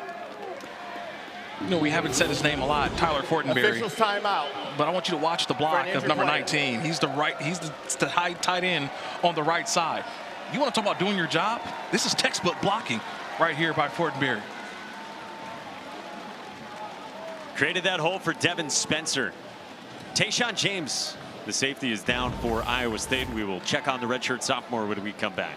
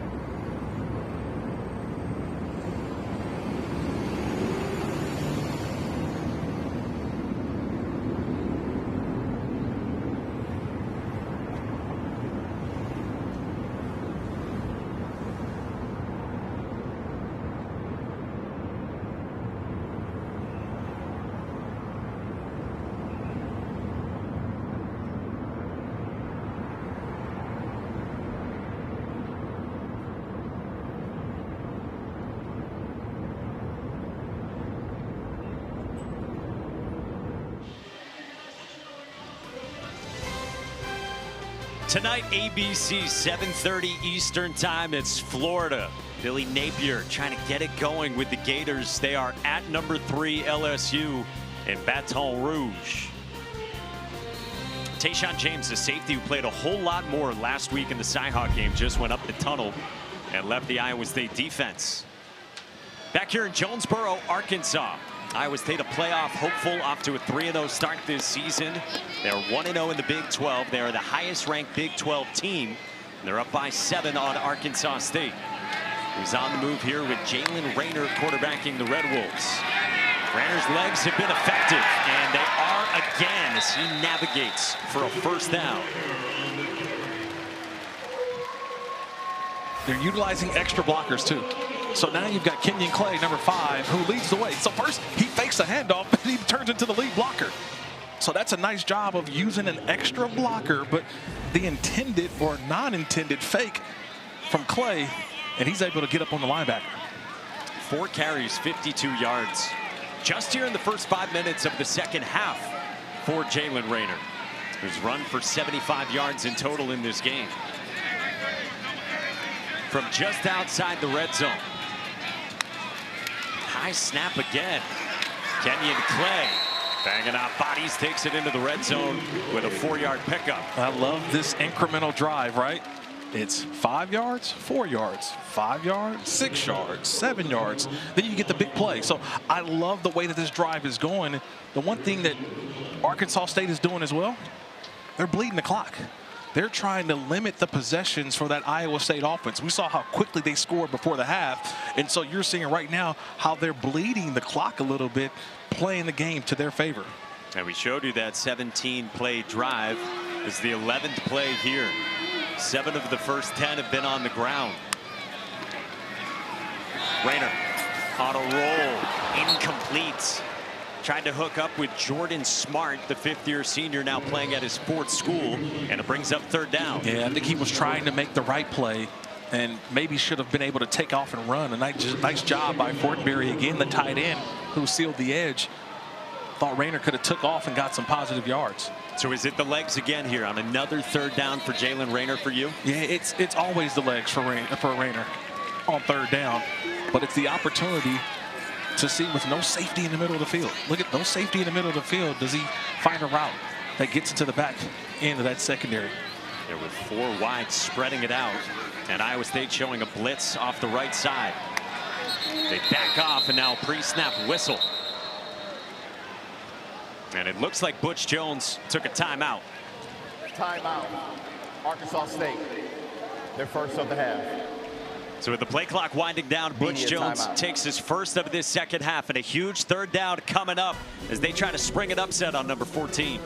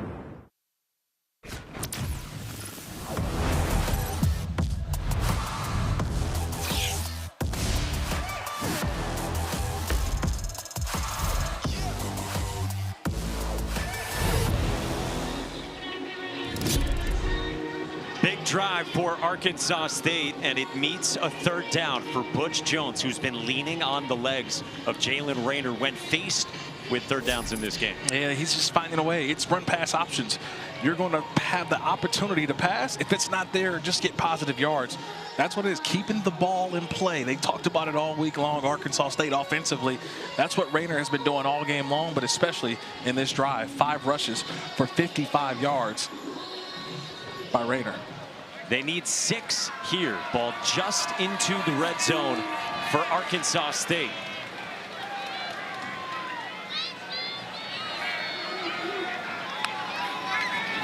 Four-man rush. Rayner, sideline to the end zone. Summers, incomplete. Looked like he was out of bounds with Trey Bell in coverage on Hunter Summers. Oh, tremendous coverage by Trey Bell. He utilized the sideline, and he pushed all the way through and forced what would have been an incredible catch, but just ran out of real estate. That's a nice job by Bell, just fighting through to the end, turns his head back around. Just not enough room to make the catch with Summers. And so the field goal unit comes out for Arkansas State, and Kloon Van Andel from 35 yards.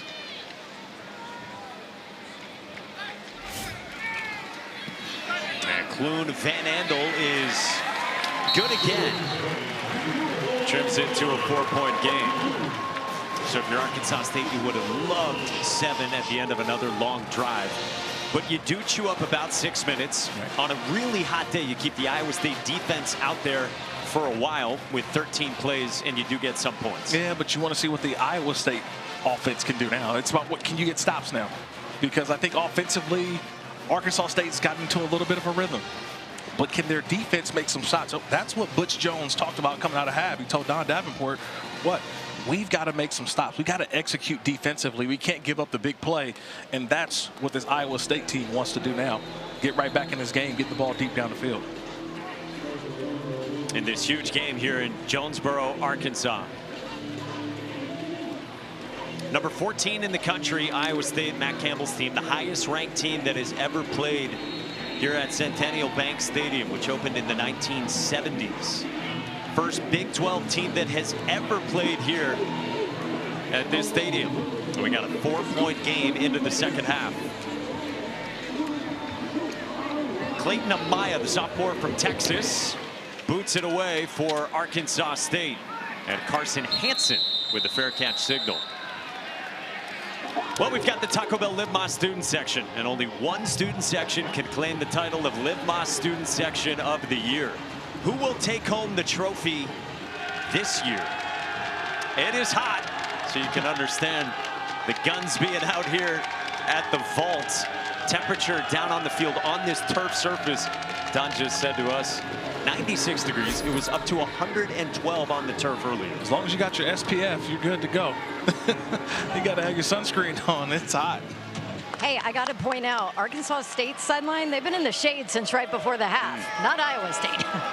And Rocco Becht for the Cyclones goes back to work. Saw what he's done the last couple of drives. On the rollout, used the pump and fired incomplete, looking for Brett Eskelson. A.G. McGee in coverage, the Marshall transfer who's been the heartbeat of the defense. Yeah, I thought that Beck could have got some yards on that one, just ran the football and then run out of bounds. But always trying to make the play, tries to get the ball to Eskelson. But I think he should have just ran out of bounds or get some positive yards. See, he's got about 5 yards right there. But Eskelson, he's covered.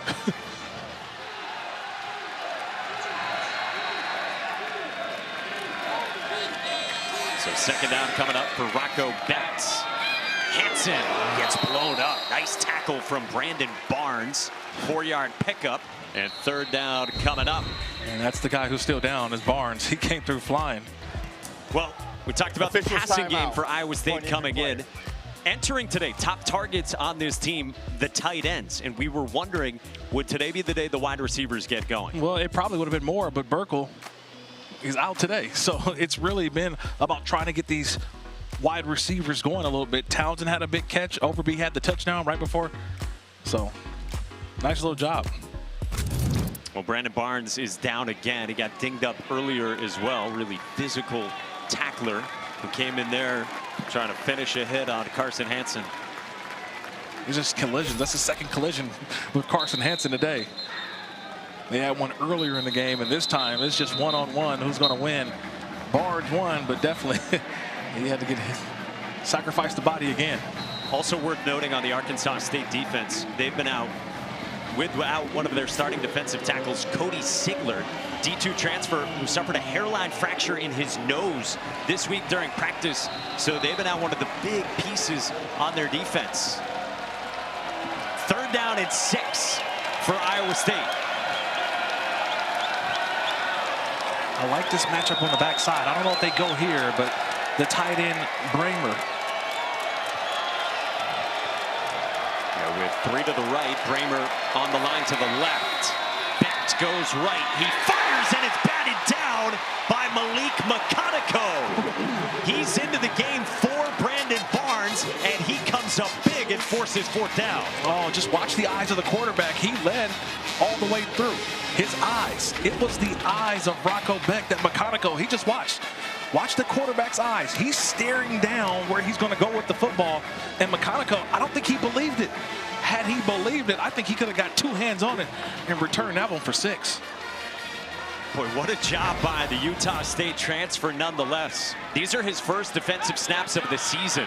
Guy who had been injured coming out of fall camp and stepping in for Barnes, who just got dinged up. McConaughey makes the play, reading Becht. Tyler Perkins gets it away toward Aaron Blackus. Good punt, backs up Blackus to about the 15. And Blackus takes it out just shy of the 30.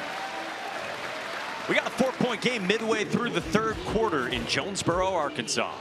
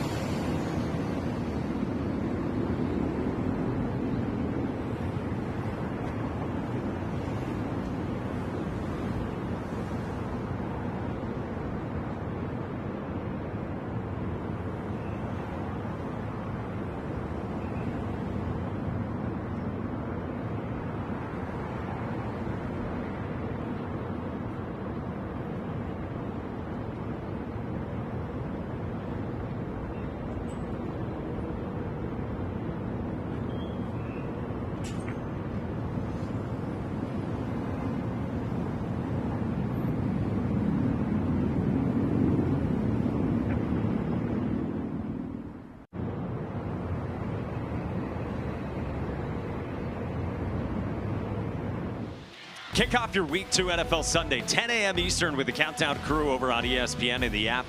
And then it's a Monday Night Football doubleheader, 7 Eastern on ESPN and ABC, Bucks, Texans. And then on ESPN and ESPN Deportes. How about this one? Chargers, Raiders. Oh, the What's Your Deal Bowl. What's your deal? Jim Harbaugh, Pete Carroll, and I'm not talking USC versus Stanford. We got the NFL edition. And what a debut, Raiders debut last week for Geno Smith. 24 of 34, 362. Legion Stadium Monday night. Our double ESPN crews working the games. Excited for that. Many people still talking about Kirk Morrison getting out of Gillette Stadium and making his flight out of Boston. Yeah, thank you, Delta One. Thank you, Delta One. Here's a handoff to Devin Spencer as Arkansas State starts this drive with a yard. All right, so we know it's about the run game for Arkansas State. They showed that on the 13-play drive. They ran it for 62 of the 70 yards on that drive. What adjustments do you expect from Iowa State? Defensively, they've got to just continue to bring a little bit of pressure, I think, on third down. Make it uncomfortable for Rayner on third down. He's had too much time to be able to run or throw. They want to speed that clock up for Rayner on third down. It's on Dominique Orange, among others, in the middle of that Iowa State defensive front. Rayner steps up and gets submarined. It's a loss, and it's third down coming up for Arkansas State. Yeah, you want to hit. Watch this. Look at this. It's a four-man rush. No, usually it's a three-man rush for Iowa State. They said that's the change. You ask Mike what's going to be the adjustment. It's the four-man rush. And see, all these rushers doing a great job of keeping Rayner in the pocket, funneling him to the middle, and then they converge for the sack. Their second one, Elijah Carnell and Dom Orange in the midst of that with their pass rush. Third and long, four-man rush. Rayner, crosser, got it complete to Nana Burris, who gets tripped up just short as Jeremiah Cooper made that stop. And out the punting unit. Oh, I thought they were going to go for it. Might get a lot of momentum, but just not enough. And how about this tackle from the senior corner, Jeremiah Cooper, who has shifted from safety this year? That's an NFL play right there. I mean, he's done his job. That's a long run and just gets the shoelaces, right? Just trips up the ankle. That's a turnover in my eyes because you're forcing Arkansas State to punt. Matt Campbell told us Cooper has played incredibly well through their first 3 games. Fair catch, Xavier Townsend at the 20. Mike, just 2 weeks before their opener, were when the coaches came to Jeremiah and asked him to move from safety to corner. Told me he didn't blink. His response, I will do anything I need to do for this team. Now, it also helped that Coach Campbell has done this before. TJ Tampa, Darian Porter, to name a few, and those players made it to the league. So Jeremiah has seen that. He trusts this staff. He told me it gives him a chance to show his versatility a little bit. A big difference, though, he said, guys, you better be ready for your moment at corner. Less action than when he was at safety, but he has loved it. But same tackling traits that he exhibited as a safety on display there as a corner. No, that's a great play. I mean, great play right there, Mike. That's a great note. Just being able to run the alley, make the play, and honestly gets his offense back on the field with that play. And so Rocco Becht and Iowa State back with it with about 6 to go in the third. Abu Sama with a crease, and Sama's the home run hitter. Foot on the gas pedal, and he's out of bounds. They mark him out of bounds as Malik McConaughey wrangled him out at the 36-yard line. It's just tremendous blocking by the offensive line. There was nothing different than what they've done. Everybody just hat on hat. And we talked about the home run hitter, Sama, doing Sama things. Picks up 44. Iowa State up tempo, and Sama out of the backfield gets involved. Terry Kirksey on the stop. We hadn't heard a whole lot from Abu Sama until that. Yeah, that was just a terrific job by Sama. He just followed his blocking. And you look at just the big playability for Sama. That's where this offense can go. When they give him the football, he's a big play waiting to happen. Guy was the Iowa Gatorade Player of the Year out of high school, but first got offered to play defense for the Cyclones. Sama again follows Alexander. Gets cracked down by Avante Dickerson. about a yard shy. So it's 3rd and 1 coming up for the Clones. And I do the same thing. I would point and look at the sideline, and if I'm Sama, I'm telling them to run the same play, run it again. You've had 2 extra blockers up front. And it looks like Burr that came in. So you have, Boer, the left guard. So he's coming in. You've got extra guys at the point of attack. Becht under center. And Becht picks up enough. Yeah, so they bring in all the big bodies, including 70 in white. Yeah. Trevor Boer, who's making his season debut today. We had seen him get some snaps earlier on the offensive line. Comes in as an extra body there, a guy who had been out due to mono, but he is a big piece to have back. Yeah, just the surge, right? Simeon Mitchell, he plays on Arkansas State 95. He tried to create a pile, but being able to move to the right and just follow that surge was Becht. Got to look at Boer, who Matt Campbell told us is one of our best players on offense. Sama's got nowhere to go. Simeon Mitchell got to him in the backfield for a loss of 2. Mitchell's just right in the middle. He's just kind of dancing around, but he finds a way to squirt through. And just kind of messing up the... Here's Mitchell. He's right in the middle and just kind of makes the play. You know, sometimes you know the play before it happens. And that's the 5th TFL for this defense today. They're playing in the backfield of the Iowa State Cyclones. It's been really good stuff from Griff McCarley, the first-year defensive coordinator. Backed on 2nd down, just off the fingertips of Tyler Moore. So 3rd down and long coming up. And remember, this spot of the field as well, it's a very uncertain field goal kicking situation for Iowa State. If you weren't with us earlier, their excellent kicker, Kyle Conrady, was dinged up in the first half. He's already missed an extra point, missed a field goal as well. I think you've been calling for Xavier Townsend. I think this is Townsend time right now. He's 4 in white, slot left. Oh, watch the underneath route by this guy right here. That split. Becht fires, and it's intercepted by Dickerson. Ben Bramer could not hang on, and it's a takeaway for Arkansas State.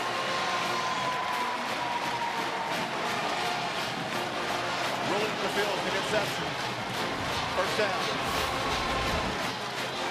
It's Cardinal rule number 1. You catch the ball with your hands. Don't let it get into the body. Bramer lets it get into the body, and what happens? It bounces off the shoulder pad. And that's where the ricochet comes from. Avante Dickerson's right there. He's Johnny on the spot. The tip and the overthrow, they got it. But you can't allow that football, Mike, to get to the body. He's got to have those hands out, and you got to hand catch it. Ben Bramer, normally so trustworthy. Yeah, close to the helmet. And then how about with the club and all, Avante Dickerson makes the play and atones for giving up that touchdown to Overby earlier. Yeah, Bramer's got to catch that with his hands out in front of him. He let that ball get into his body, bounce off the shoulder pad and the helmet. So the Red Wolves get it back on the first turnover of the game, and a seam for Devin Spencer. There is a flag down back near the line of scrimmage on what would be a 1st down pickup for Devin Spencer. Looks like it's going against Arkansas State.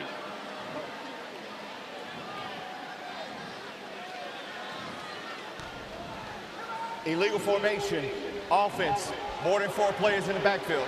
5-yard penalty, 1st down. Well, you get the turnover. You're trailing by 4. You got number 14 in a tight one. And a pre-snap penalty like that is sloppy. Yeah, on a positive gain too, right? You get the positive gain, and now you got to back up 5 yards. But that hasn't stopped this offense all game long. They've been able to overcome those types of plays. Little screen for Chauncey Cobb, who got a block, and Chauncey Cobb gets a ton of it back. Cobb run out of bounds just shy of the 25 with a 13-yard pickup. Yeah, it's just finding space. We watched it all week long, just being able to watch this offense create space, get guys like Cobb, the 5'6" Cobb, the opportunity to make a guy miss and get positive yards. Remember, this is an offense without their best running back, Jaquez Cross, out for the season. Without one of their top tight ends today, Tyler Little, with a shoulder injury. Rayner keeps. A stiff arm, but a flag down. It is a first down, but looks like a holding call perhaps on Devin Spencer, the running back. Trying to free up Jalen Rayner with his legs again.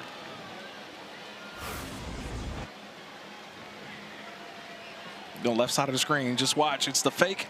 Remember they ran this play earlier, right, Mike? The fake to the running back, and then he's the lead blocker. Holding. Offense. Number 4. 10-yard penalty. Second down. Tayshaun James, good to see the redshirt sophomore safety able to return to this game. All right, so it's been stop and start for Arkansas State. They've shown an ability to put together long drives. Can they do so again here?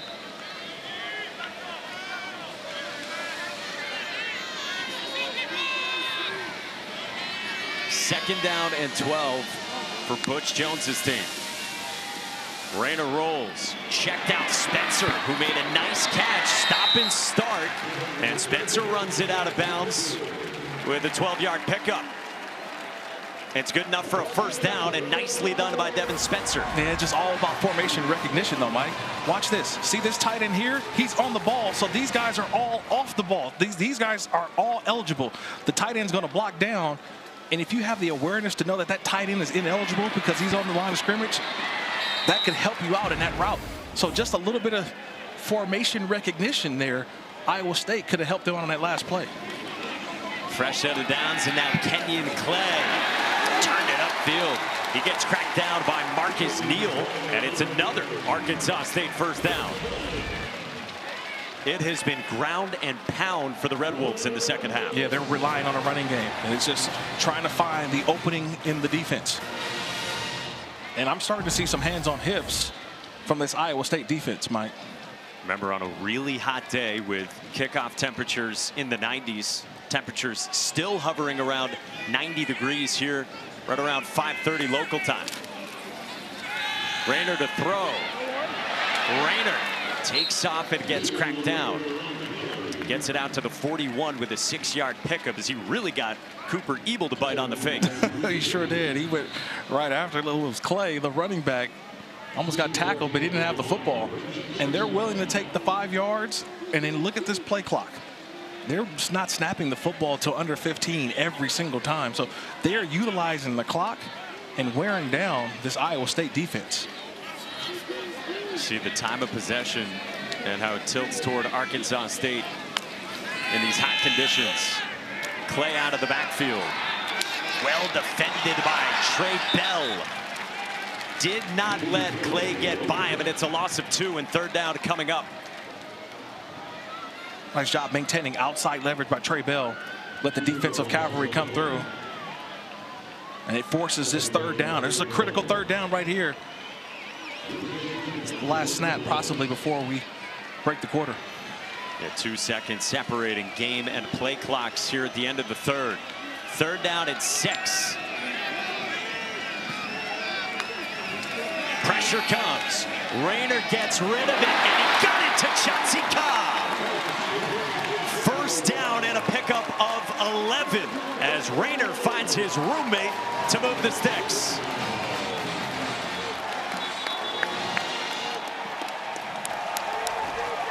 How big have these drives been from Arkansas State in the third? Jalen Rayner leading Arkansas State down by 4 against number 14 Iowa State.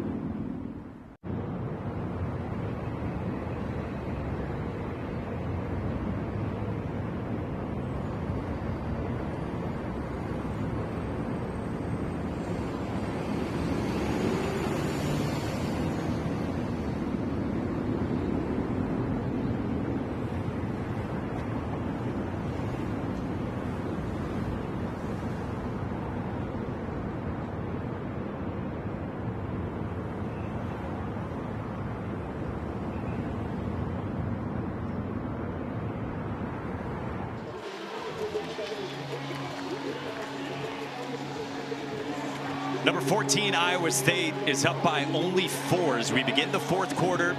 And the vibes in Jonesboro, Arkansas are good. Arkansas State has been leaning on Jalen Rayner, locking horns with Rocco Becht. And Arkansas State has 2 ranked wins all time, never against the top 15 opponent quite like this. Emotion all over the sideline for Butch Jones. Arkansas State with the football at midfield and a fresh set of downs as we start the fourth. Devin Spencer escaped momentarily but wrapped up by Tayshawn James. Ike Ezeagu was the first man through, and it's a loss of 1. So 2 ranked wins all time in 38 tries before today. They're both over 25th ranked teams. Troy in 2016, Kent State in 2013, and that's it in knocking off ranked opponents. Arkansas State has done it with their ground game in particular, especially with a couple of long drives since halftime. 6 first downs in this half, 4 of them on the ground. Rayner, get it complete to Summers. Fits it into a window. Summers knocked down by Jamison Patton after 15. And Patton is still down for Iowa State. No, nice route there by Summers. He's one-on-one, and he knew that they were going to get zone. So they were able to sneak behind the linebackers. What a throw from Rayner for the first down. We'll check on Patton when we come back with Jalen Rayner and Arkansas State on the move.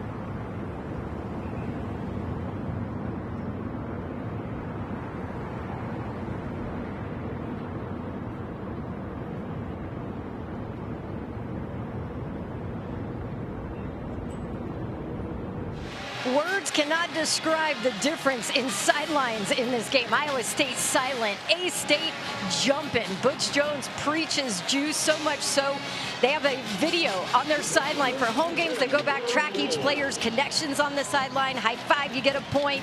Energy shown, you get a point. That turns into the Juice Squad. And Mike and Kirk, he's about to have the whole team on the Juice Squad this year if this keeps up. I'll say, I mean, that's what he likes to see. He likes to see his offense on the move as well, led by Jalen Rayner. Arkansas State down by 4. It's a flea flicker. Rayner, well defended, and so he just gets rid of it. Jeremiah Cooper hung with Corey Rucker, and was Rucker in the vicinity of that throw, or might this be intentional grounding?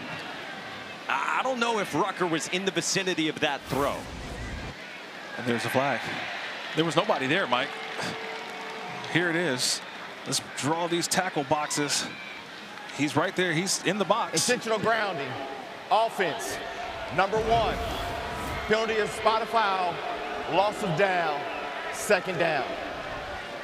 And remember, the rules of intentional grounding change as well on a flea flicker.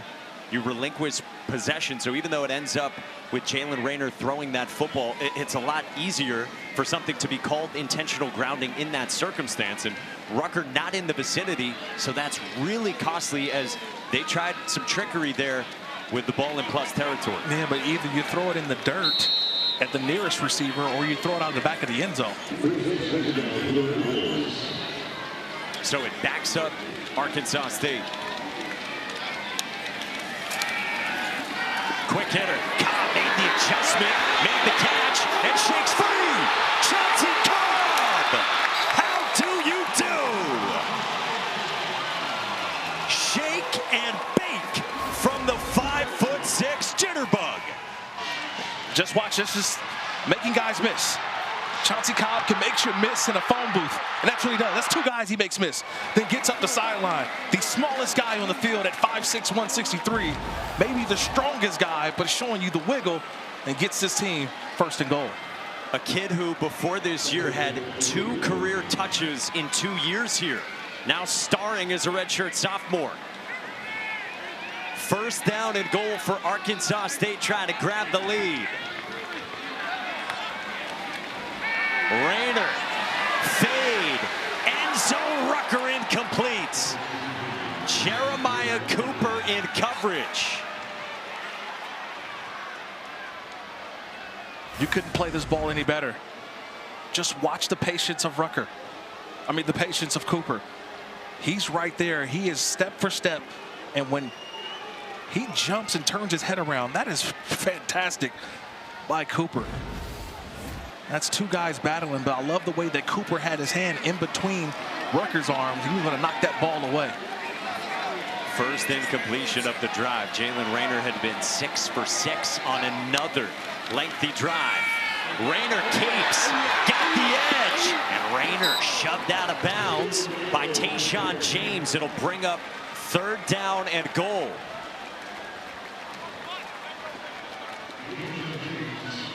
So first thing you got to ask as it relates to the play calling here, is it 4-down territory in your mind? I'm you got a chip downs. shot field goal, but you got number 14 here. No, I've got 4 downs, and I'm banking on my defense. I'm going to spread everybody out. Empty formation. I'm trying to put everybody out there on the line of scrimmage to create a space for my quarterback to find out where to go. Rayner's been dazzling today. He's got Kenyon Clay beside him. Rayner runs, flips it to Thornberry for a touchdown. Now there is a flag.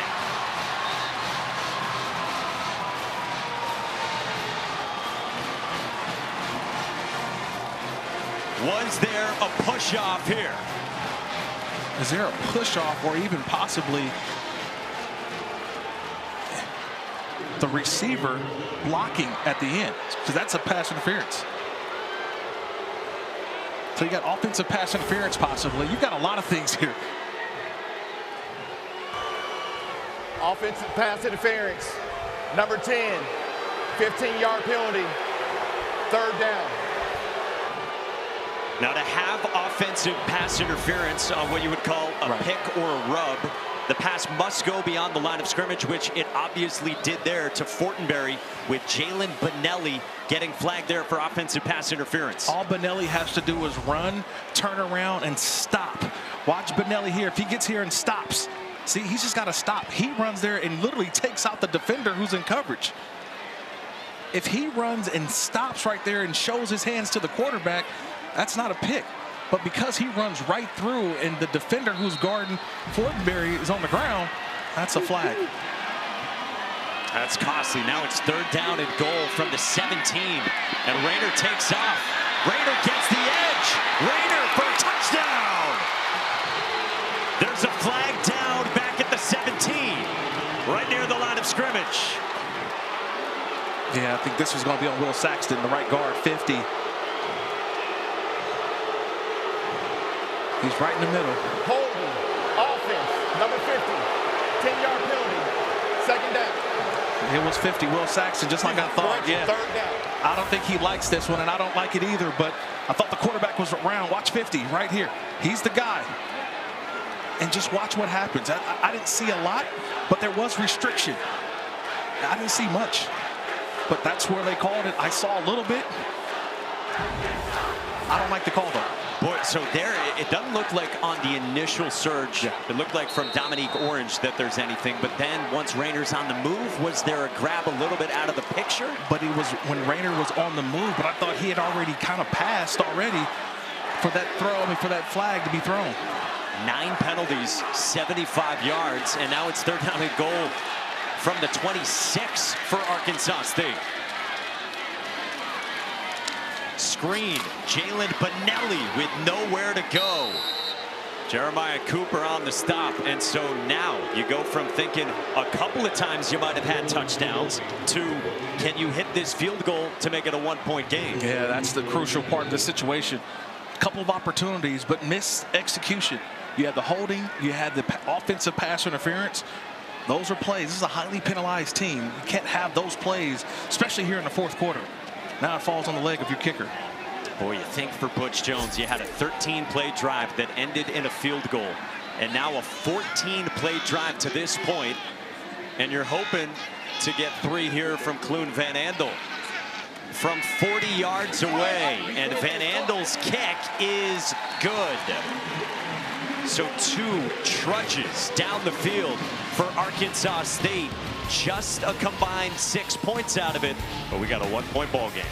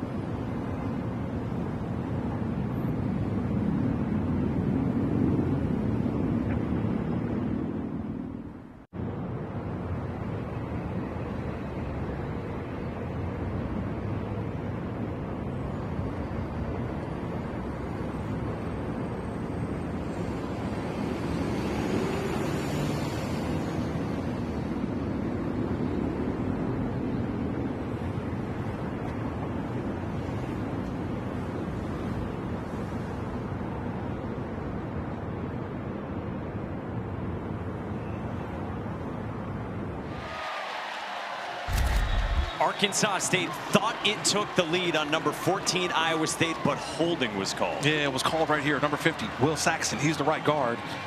And at first, initially, you didn't see where the penalty came in, but it was the right arm that got over to that shoulder pad. But I thought the quarterback, Rayner, had already gotten past when that flag was thrown. Trying from this angle as well. Right arm of Saxton. Is there enough restriction with holding there on Dominique Orange? Well, let's ask Butch Jones, and he says that's a questionable call, maybe with a different word thrown in. I think he understands that call in that situation is one that you could probably say the refs can keep that flag in the pocket. Well, we got a 1-point game. We still got a long way to go with 12 minutes remaining in the fourth. Let's check in with Kevin Connors in the studio.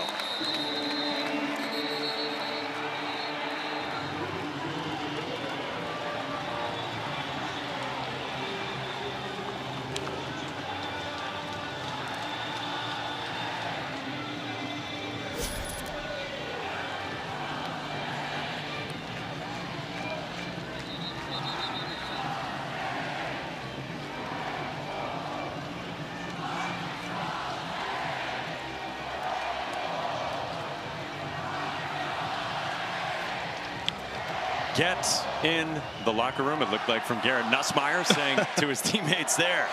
All right, we welcome you back to Jonesboro, Arkansas. Mike Monaco, Kirk Morrison, Don Davenport, and Rocco Beck to the air, and he's got it complete to Chase Sowell. Started his career at Colorado, and he picks up 4. Oh, you see that fastball? That ball had some zip on it from Rocco Beck. And I think, look, this Iowa State team is used to playing games in the fourth quarter like this. So they've swam in the deep end. They understand how to execute down the stretch. We saw how they won last week versus Iowa. This is a team that's comfortable in the fourth quarter. We have not seen the Cyclones with the ball very much. 3:38 of possession time in the second half before this drive. Carson Hansen goes up the middle. He picks up a couple of yards, and third down coming up. See, it's a little bit different when Iowa State has the ball, right?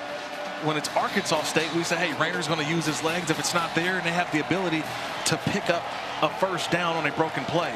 This time you're going to ask Rocco Beck to have to make the play. Huge third down.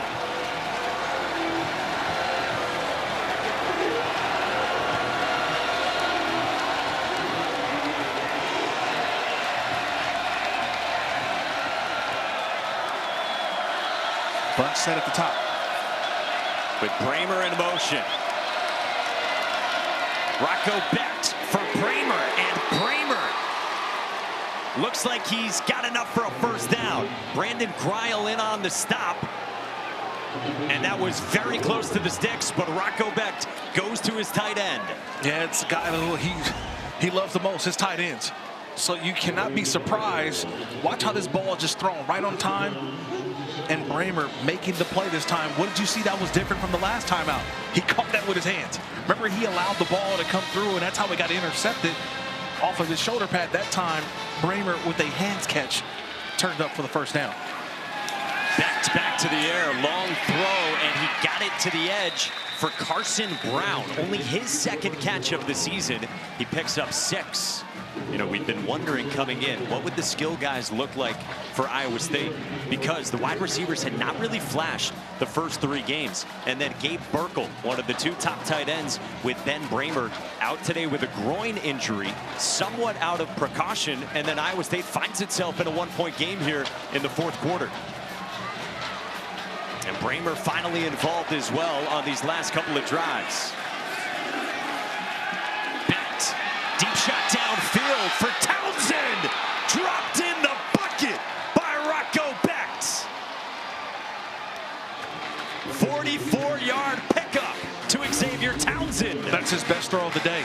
And look at the rainbow ball. Well, they call these the moon ball, right? Russell Wilson has done a great job in the NFL for doing these types of plays. But see the arc on that football, able to go up and drop down in the bucket of gold like a rainbow. And now Carson Hansen breaks a couple of tackles, and Hansen takes it a shade inside the 10. Boy, what a throw from Rocco Beck, who is so good in the big moments. And it's a great route. Townsend just gets to the outside And watch how he adjusts to this football. See, he gave his quarterback an opportunity to get that ball. He got off the red line. We call it the red line, that little 5 yards off the sideline. Just give your quarterback an opportunity so you can fade to it. And that's what Townsend did. He did a lot at UCF and now bringing it to the Cyclones. Those guys, Townsend and Beck, have known each other since they were 8 years old. Hanson's helmet came off, so Sama comes into the game and gets the carry. And Sama's got a touchdown! There is a flag down back near the line of scrimmage. And this might be holding, perhaps, on the left tackle, James Neal III. Offense, number 75, 10-yard penalty, second down. And the hard part is that I don't blame Neal. And I know he's frustrated because initially the play is supposed to go inside of Neal. So this ball's supposed to go in here, but because Sama takes it outside, Neal doesn't know that.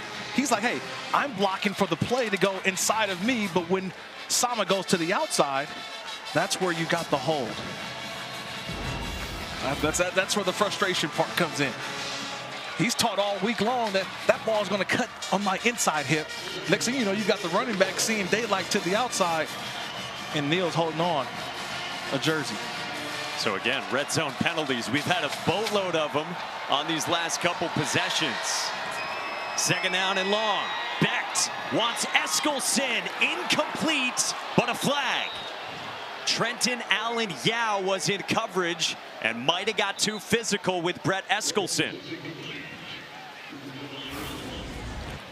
Would love to see the replay on this. I thought both players are engaged, but I think it's that left hand. It's the left Pass interference. arm. Defense, number 0, 15-yard penalty, automatic, first down. Yeah, that's the restriction. I always look for restriction. Are you restricting the wide receiver from being able to go up and make the play or make the catch? And that time, Trenton Allen Yao had that left hand on the shoulder pad. That's the pass interference call. Boy, there's been so much symmetry. Red zone penalties, and then one that is called pass interference, one that wasn't. Cooper jockeying with Rucker at the other end. And now Iowa State's got first down and goal from the 4. Sama the carry. Running over the defender for a touchdown! Grown man strength from Abu Sama on A.G. McGee.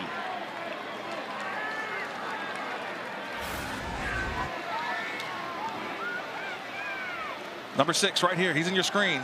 Sama and him are going to meet in the middle. And watch what happens.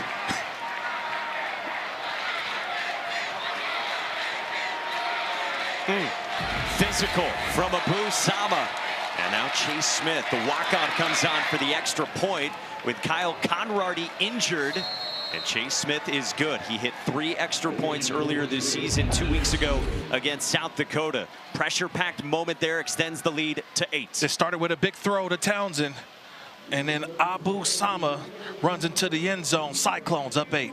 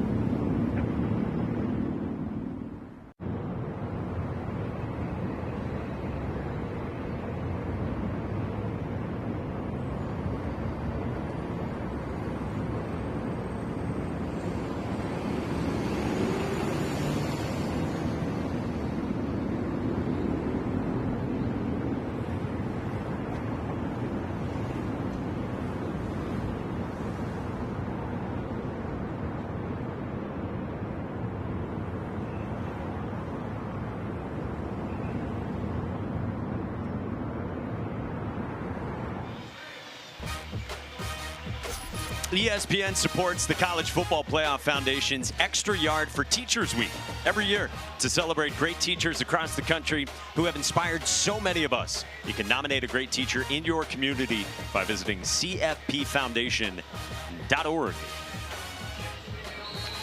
It's been a heck of a ball game between number 14 Iowa State at 3-0 and Arkansas State, who has never defeated a team ranked higher than 25th in the country. Here's the electric Chauncey Cobb, who runs it out just past the 25-yard line. All right, so big plays here since this fourth quarter began. Arkansas State authored another 15-play drive.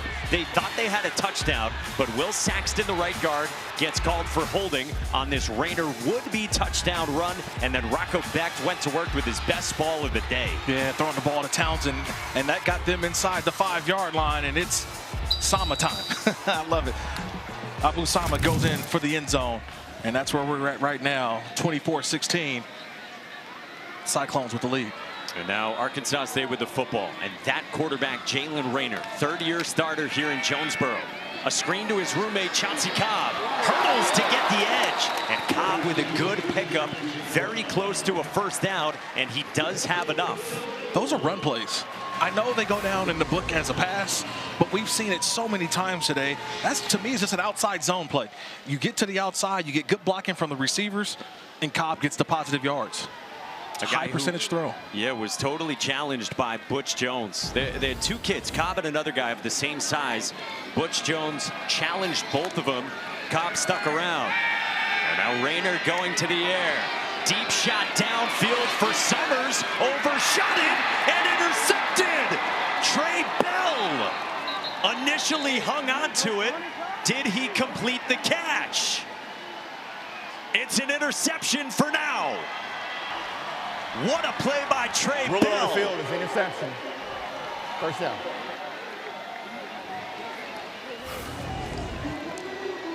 It's just take a look at the end. Does he maintain possession all the way through? And an unbelievable job of going through. And that, my friends, is an interception by Trey Bell. I mean, the ability to go from defender to wide receiver all in one play. That's what you saw from Trey Bell. The extension, two hands out, brings that football in, and he secures the interception. That ball comes out late, but remember, that ball's already dead already. What a play by Trey Bell. The transfer from FCS Lindenwood, where he showed up there as a two-sport player who was focused on basketball. He said at a certain point he realized he was maxed out on basketball. Well, with the hoop's length, the athleticism, what a play from one of the corners on the Iowa State defense. And now Carson Hansen on the ground for 5. I mean, that was exceptional from Trey Bell. Good, just great technique.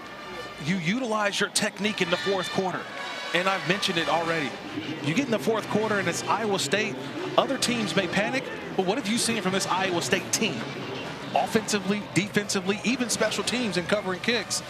They're like, hey, we've been there before. This is who we are. We did it in week 1 against Kansas State over in Ireland. We did it last week versus Iowa. And so being here in Arkansas doesn't change how they play in the fourth quarter. Bell hoping he just put this one to bed. Still halfway to go in this fourth quarter. Sama off the right side. With a flag down, Sama around the corner. And Sama hits the gas.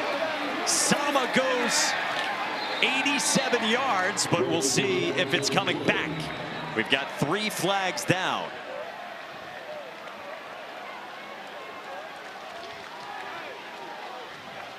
I think it's going to be on the tight end.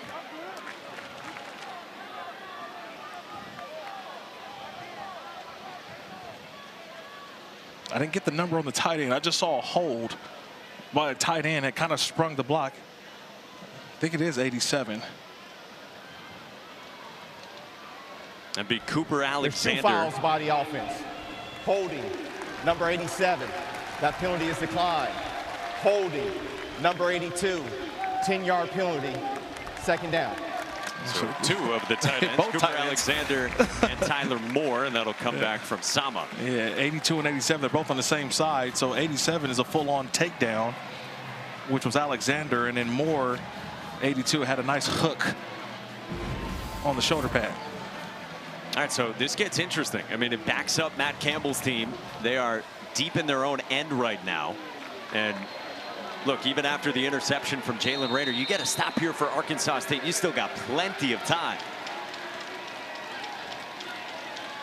Rocco Beck's going to the air. Deep ball. Sideline for Overby, who could not hang on.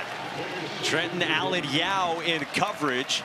Overby has struggled some with contested catches the first 3 games. Well, and Overby just didn't give his quarterback any room. That's on the receiver. Look at this. See how tight Overby is to the sideline? Where could your quarterback put the ball? And a nice job of using that extra defender. The sideline was Yao. That's a nice job by the corner, number 0, Yao, playing to his strengths, which is the sideline, the extra imaginary defender. Big 3rd down here for Iowa State.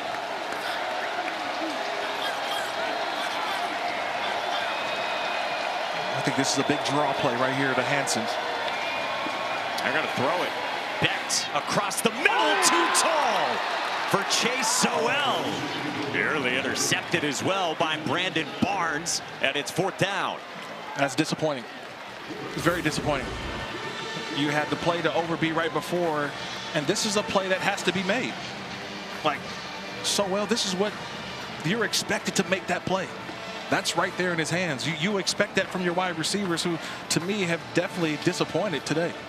And again, we came in talking about that. Who would step up at wide receiver for Iowa State? And here, it's a punt that got away by Tyler Perkins on a bobble. It bounces down in front of Aaron Blankus, and it'll be excellent field position. Perkins dropped the snap. He recovered. Let's check in with Kevin Connors in the studio.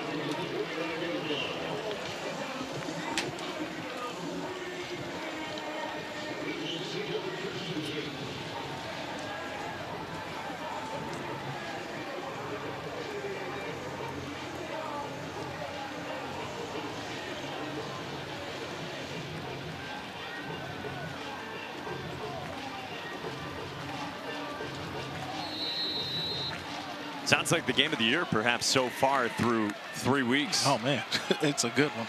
And now for Jalen Rayner at Arkansas State, you've got the best starting field position for either team today. Chauncey Cobb again from Jalen Rayner takes it close to the 40. I mean, you're talking about playing with fire for the veteran punter for Iowa State, Tyler Perkins. Yeah, he just drops that ball. That ball's in his hands. I mean, how many drops have we seen today, whether it's the punter, the receivers? I mean, we can count a lot. If I had $1 for each one, we'd be rich today, Mike. Flying home first class. Kenyon Clay ran into the arms of Elijah Carnell, and it's enough for a 1st down. All right, so you got 6 minutes to work with. You've got the ball in plus territory. You got a fresh set of downs, and Arkansas State's been pretty methodical offensively with everything on the arm and the legs of Jalen Rayner. Yeah, and I would say you don't need to get it all at one time, right? Just continue to run your offense. It will happen. You don't need the big play right away.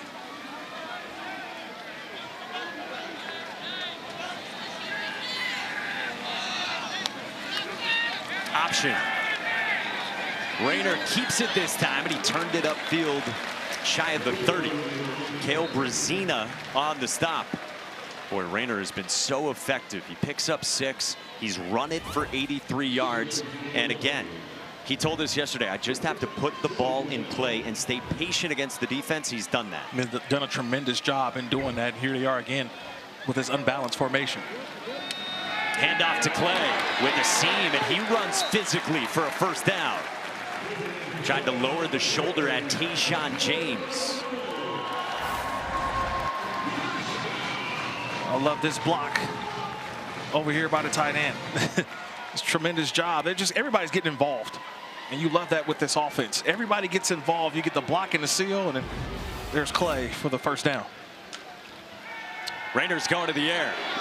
Rayner will just get rid of it with Benelli in the vicinity.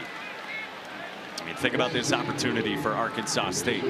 2 wins all time against ranked opponents. You've got number 14, who came here to Jonesboro after Butch Jones's team went to Ames, Iowa last year, and trying to do something that would be historic in every way for this program. Butch Jones said, get this game to the 4th quarter. They've done that and more. Spencer stayed on his feet. And Devin Spencer with a solid gain on a second down run for 5. All right, where do you go here on third down? Everything has come from Jalen Rayner. He's been the big decision maker.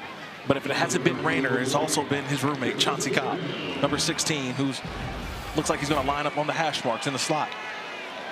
He's been the go-to guy for Rayner on third down. 16 in black, slot right. He's got 6 for 86 all this half. Rayner scans. Rayner escaped from Ezeagu and got it too tall and incomplete. In the direction of Corey Rucker. And now fourth down coming up. And a decision here for Arkansas State. You've got 3:54 to go. Fourth down and 5. Look at this relentless rush from Ezeagu. He's just relentless. Watch 88. He's just fighting away, trying to bring him down, holding on to a leg. He's grabbing, he's scratching and clawing. He gets his team to fourth down for Iowa State. Yeah, feels like a must go for it here for Arkansas State. There's Cobb. Rayner looks that way. Rayner directing. Rayner got rid of it. Incomplete. And it's a turnover on downs forced by Iowa State. He had Cobb initially, but the rush basically overcame to that right side. Didn't have enough room to step in the throw. Watch the rush on the right side. He wanted to go right now to Cobb, but the rush is in his face as that route was developing. So he had to take off and run and just throw it up. Fourth down, you just throw it up. Just give your guys an opportunity. Fourth down is almost like a punt, so just throw it up and see if your guys can make a 50-50 play. But a nice job defensively by Iowa State. They had a great rush on. They got into the face of Rayner and didn't allow that route to develop by Cobb, who was breaking free on an outbreak of the route. Boy, and you look at how Iowa State has bent but not broken defensively in this second half. I mean, they've allowed drives of 13 plays, 15 plays, and right there 8 plays that only resulted, those 3 drives, in the 6 points for Arkansas State in this second half. And now 3:47, 2 timeouts for Butch Jones at Arkansas State. Carson Hansen with a lead, and Hansen's got enough for a first down. 13-yard pickup as Iowa State's trying to put this on ice. You know, Mike, during a week, there's different periods of practice that you go through. This particular period is called 4-minute offense, where you tell your offense, we're going to run the football, make the opposing team utilize their timeouts, but we don't want to give the football up. That's what you're practicing right now. This is what you're telling your offense. They don't touch the football again. Boy, and you think about the margins and how thin they are in the world of college football. Matt Campbell's team trying to get to 4-0 and a third very close game. Hansen straight ahead. He picks up 5. I mean, you played in week 0, a 3-point game in Dublin, Farmageddon against then number 17 Kansas State. Last weekend in Ames, the Cyhawk game, 16-13 win. And today against Arkansas State out of the Sun Belt, trying to stay perfect before you finally get your bye week in a 1-score game with the Red Wolves. Yeah, they couldn't draw it up any better, right? 3-0 to start the season, but they knew that this was going to be the toughest game on their schedule at this point.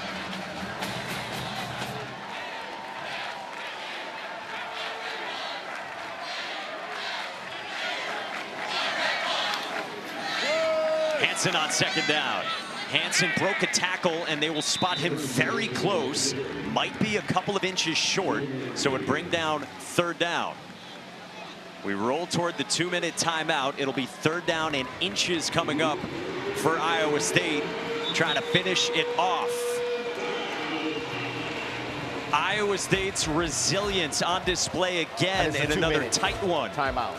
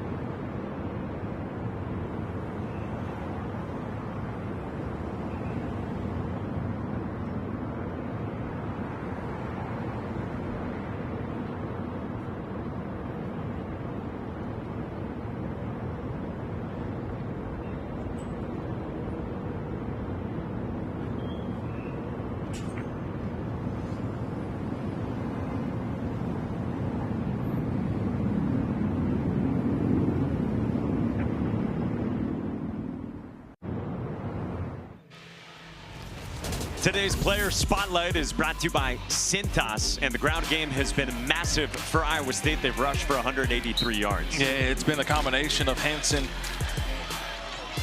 and also Sama, but both guys have just been able to do a great job of utilizing their blocks. It's been the tight ends, it's been the offensive line, and then a little bit of Rocco Becht as well. So they've done it 3 different ways, and here we are with a 3rd down and short. Trying to put this game on ice, and it's Becht with a sneak, and does he have enough? It looks like it based on the initial spot. Rocco Becht lunging forward. And did he have enough? I think he does. That's a 1st down. Based on that spot, he does have a 1st down, and now they're going to move the sticks. You forget Rocco Becht, 6'1", 210 pounds. Got great leg drive as well. Timeout. Arkansas State.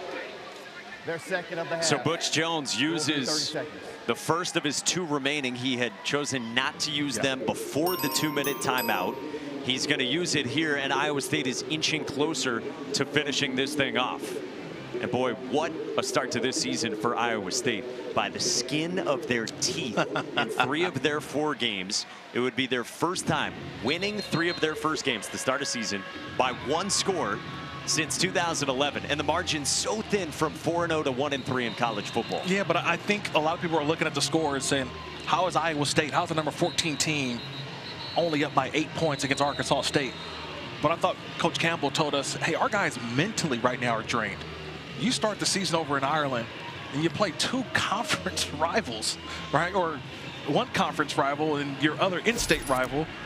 And then you come on the road to Jonesboro, Arkansas and play in 90+ degree weather. You're just trying to escape here with the win. Only 1 timeout left for Butch Jones. Hansen dropped by A.G. McGee. Yeah, we talked at length with Matt Campbell about it, about starting your season in Ireland as Arkansas State uses its final timeout. And he said they studied it going back to January, February, and March. And he said no one really has ever had success coming back home off of it. I mean, we've seen it from Kansas State, who lost that game, lost again yesterday. He said, I felt like we saw that emotional drainage that you mentioned. He saw it in the 2nd half last week against Iowa. And it's taken a toll on this team, and they will finally get to their bye week after this. Yeah, it doesn't happen initially because you're still on the excitement of the start of the new season. So you think, oh, hey, you come back from Ireland, you got to play the following week, but it catches up with you in a couple weeks. Not necessarily the jet lag, but the emotional part of college football, the highs and the lows, the routine, and how do you keep it going, keeping the energy going. And right now, they're just relying on who they are, their culture here in the 4th quarter.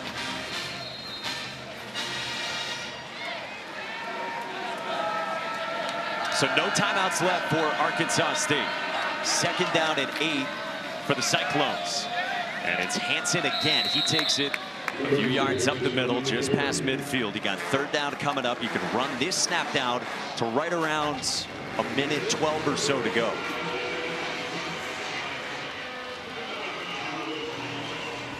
And defensively, you also want to watch the snap count, hard count, right? Because you can also get the hard count here. You don't want to give up a cheap 5 yards. I mean, there's maybe 30 seconds of wiggle room left for Arkansas State if they can get stops here on Iowa State. I think they're going to call a timeout, Iowa State. Matt Campbell's got 3 of them. He does use his first. So they run it down to 109.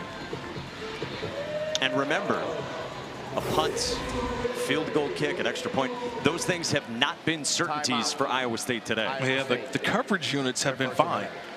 But in terms of the operation, we had a missed field goal earlier. You had this drop of the punt and still got it off, but it's been a little bit of tricky when it comes to the operation, whether it's field goals or even punting. So again, it's 109 to go right now. Let's say Arkansas State gets a stop. A 4th down snap would have to come with what, about 25 seconds remaining. There is some time left for Arkansas State.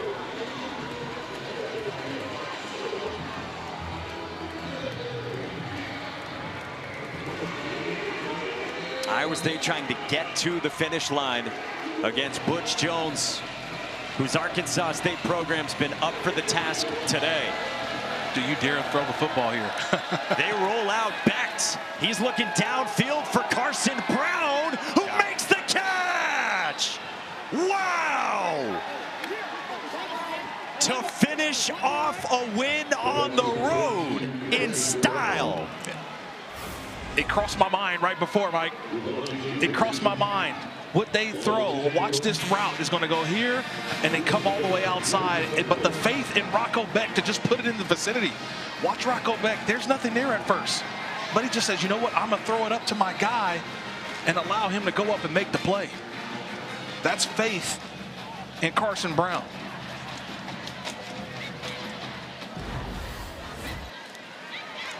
Tell you what, this is not breaking news, but it does bear repeating. Rocco Becht is a flat-out winner. When he had to show up in the second half today, he led Iowa State, even through some turbulent moments in this game. The throw to Townsend, the touchdown run in the first half, and then to put it on ice right there to Carson Brown. The emotions of Rocco Becht, did he ever look like he was panicked? No. You talk about ice in his veins? That's Rocco Becht. They don't mind playing deep into the fourth quarter. And you asked me a little bit earlier to start this football game. What did you ask me, Mike? Does Iowa State have a chance? And I said they've got a chance to get to the college ball playoff, to get to a conference championship because of that guy wearing number 3 in white. The highest ranked team in the Big 12 survives a non-conference road test, and Matt Campbell's Cyclones are 4-0. Don. Coach Campbell, man, bend, don't break defense there in that second half. How important was that unit for you guys? Yeah, I thought it was really big. You know, I thought our kids responded the whole game. It wasn't real pretty from our end of it. Got a lot to work on, but, you know, these guys have really gutted it out for the last 4 weeks. It's been a long 4 weeks, and these kids have responded every step of the way. Yeah, Rocco, never once did he flinch. What did you like about him today? Yeah, I think that's what you love about him. You know, in the moment, you trust that guy with everything you have because of who he is, and he just keeps proving it time after time after time. So coming into this week, you told us, listen, there are some gaps that we have to fill to be the team that we need to be. What did you learn about those gaps today? Yeah, I think there's still a lot. You saw them today. You know, I think the great thing for us is we get to a bye week, which we need, and a chance to kind of recover here and really attack those areas. And the great teams in college football, they keep getting better every week. And, you know, I think we made strides, but we still got a lot of work to do. 4-0 into the bye. You'll take it, right, Coach? We'll take it. We'll take it. Yeah. Congrats. Thanks. Don, thank you. It's a 4-0 start for Iowa State, and a reminder, Duke, Tulane still to come. Top of the hour here on ESPN2. Meantime, ABC and ESPN have overtime games in progress. For Kirk Morrison, Don Davenport, and our entire crew, led by producer Caitlin Urca and director Ed Curran, Mike Monaco saying so long. Let's get you back to the studio. We got a lot happening with Trevor Maddich. Here's Kevin Connors.